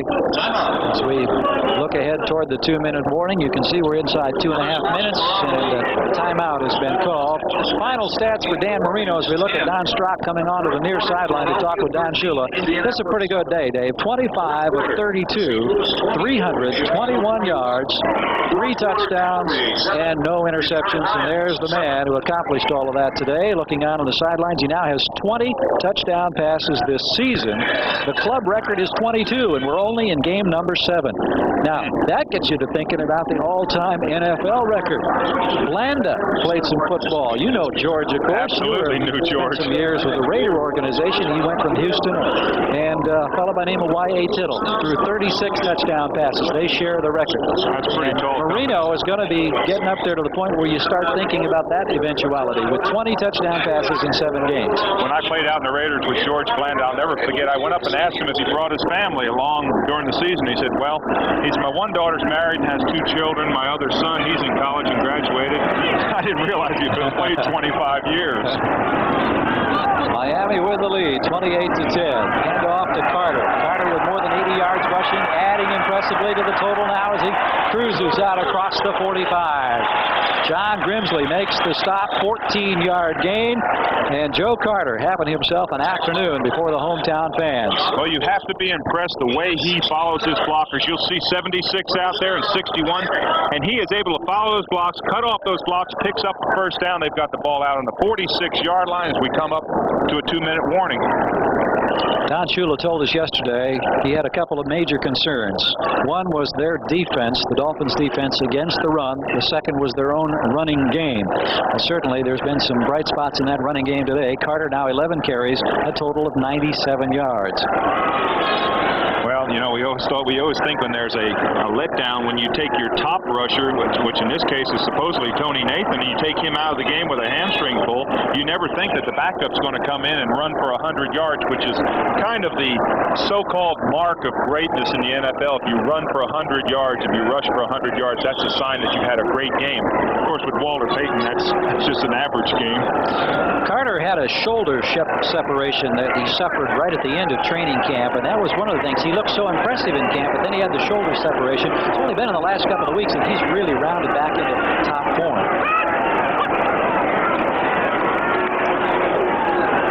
Penalty marker being thrown here, just short of midfield. Carter, those totals that we were talking about up there in excess of 90 yards. Again, we'll go back to that 33-yarder that was called back. He would have a spectacular afternoon with those numbers. I mean, not to diminish what he's already accomplished. Waiting to see what this penalty is about. We see Miami stepping back like they're anticipating a walk-off against them. This is the old 10-yard holding call, and he's going to grab his left hand, will grab his right wrist. Number 60, offense, retry. Second down. Jeff Taves, who's in at center now in place of Dwight Stevenson. That's like the way I called that. His left hand will grab his right wrist. You'll see 61 to the left of your screen, and he holds, and that referee back there is the umpire, the line judge, and he is going going to throw that flag out there. There was holding 3 or 4 places on that play. And that's a total now of 84 yards called against the Dolphins. Earlier we mentioned the fact that that's the most they've been penalized this year, and that total seems to be growing, even though they're sitting on a pretty good-sized lead. Here's Carter again across midfield, and still spinning his way to the 45-yard line, and the hometown fans love it. Bo Easton and Brian Caldwell finally making the tackle. And I tell you, these Dolphin fans here, they haven't had too many opportunities. This team has been on the road 7 of the last 9 weeks. They're happy to be home. And right now, here at the Orange Bowl, we're standing by for another one of those fantastic finishes.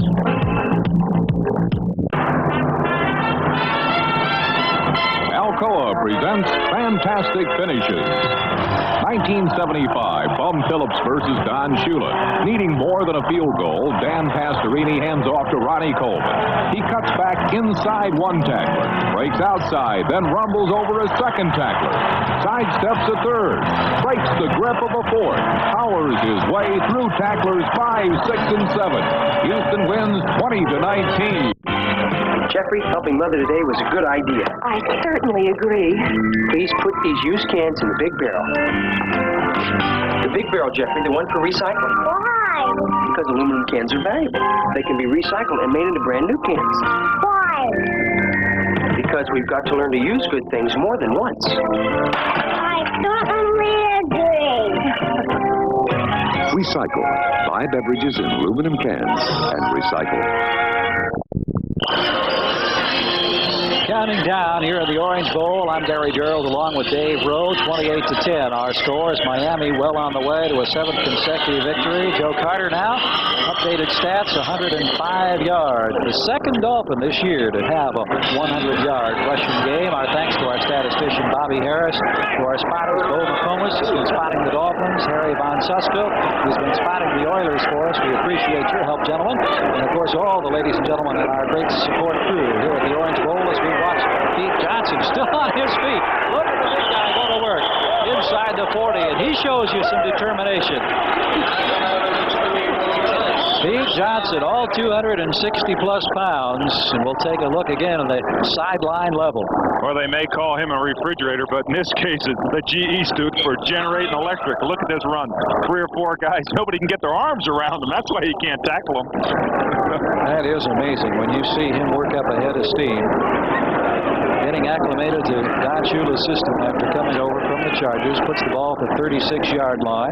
Dolphins now with the first down at 26 on the afternoon as opposed to 14 for Houston. We're down to a minute 46 in this ball game. I'd be absolutely surprised to see Strock put this ball in the air because Don Shula, one thing he will not do is he will not embarrass his team.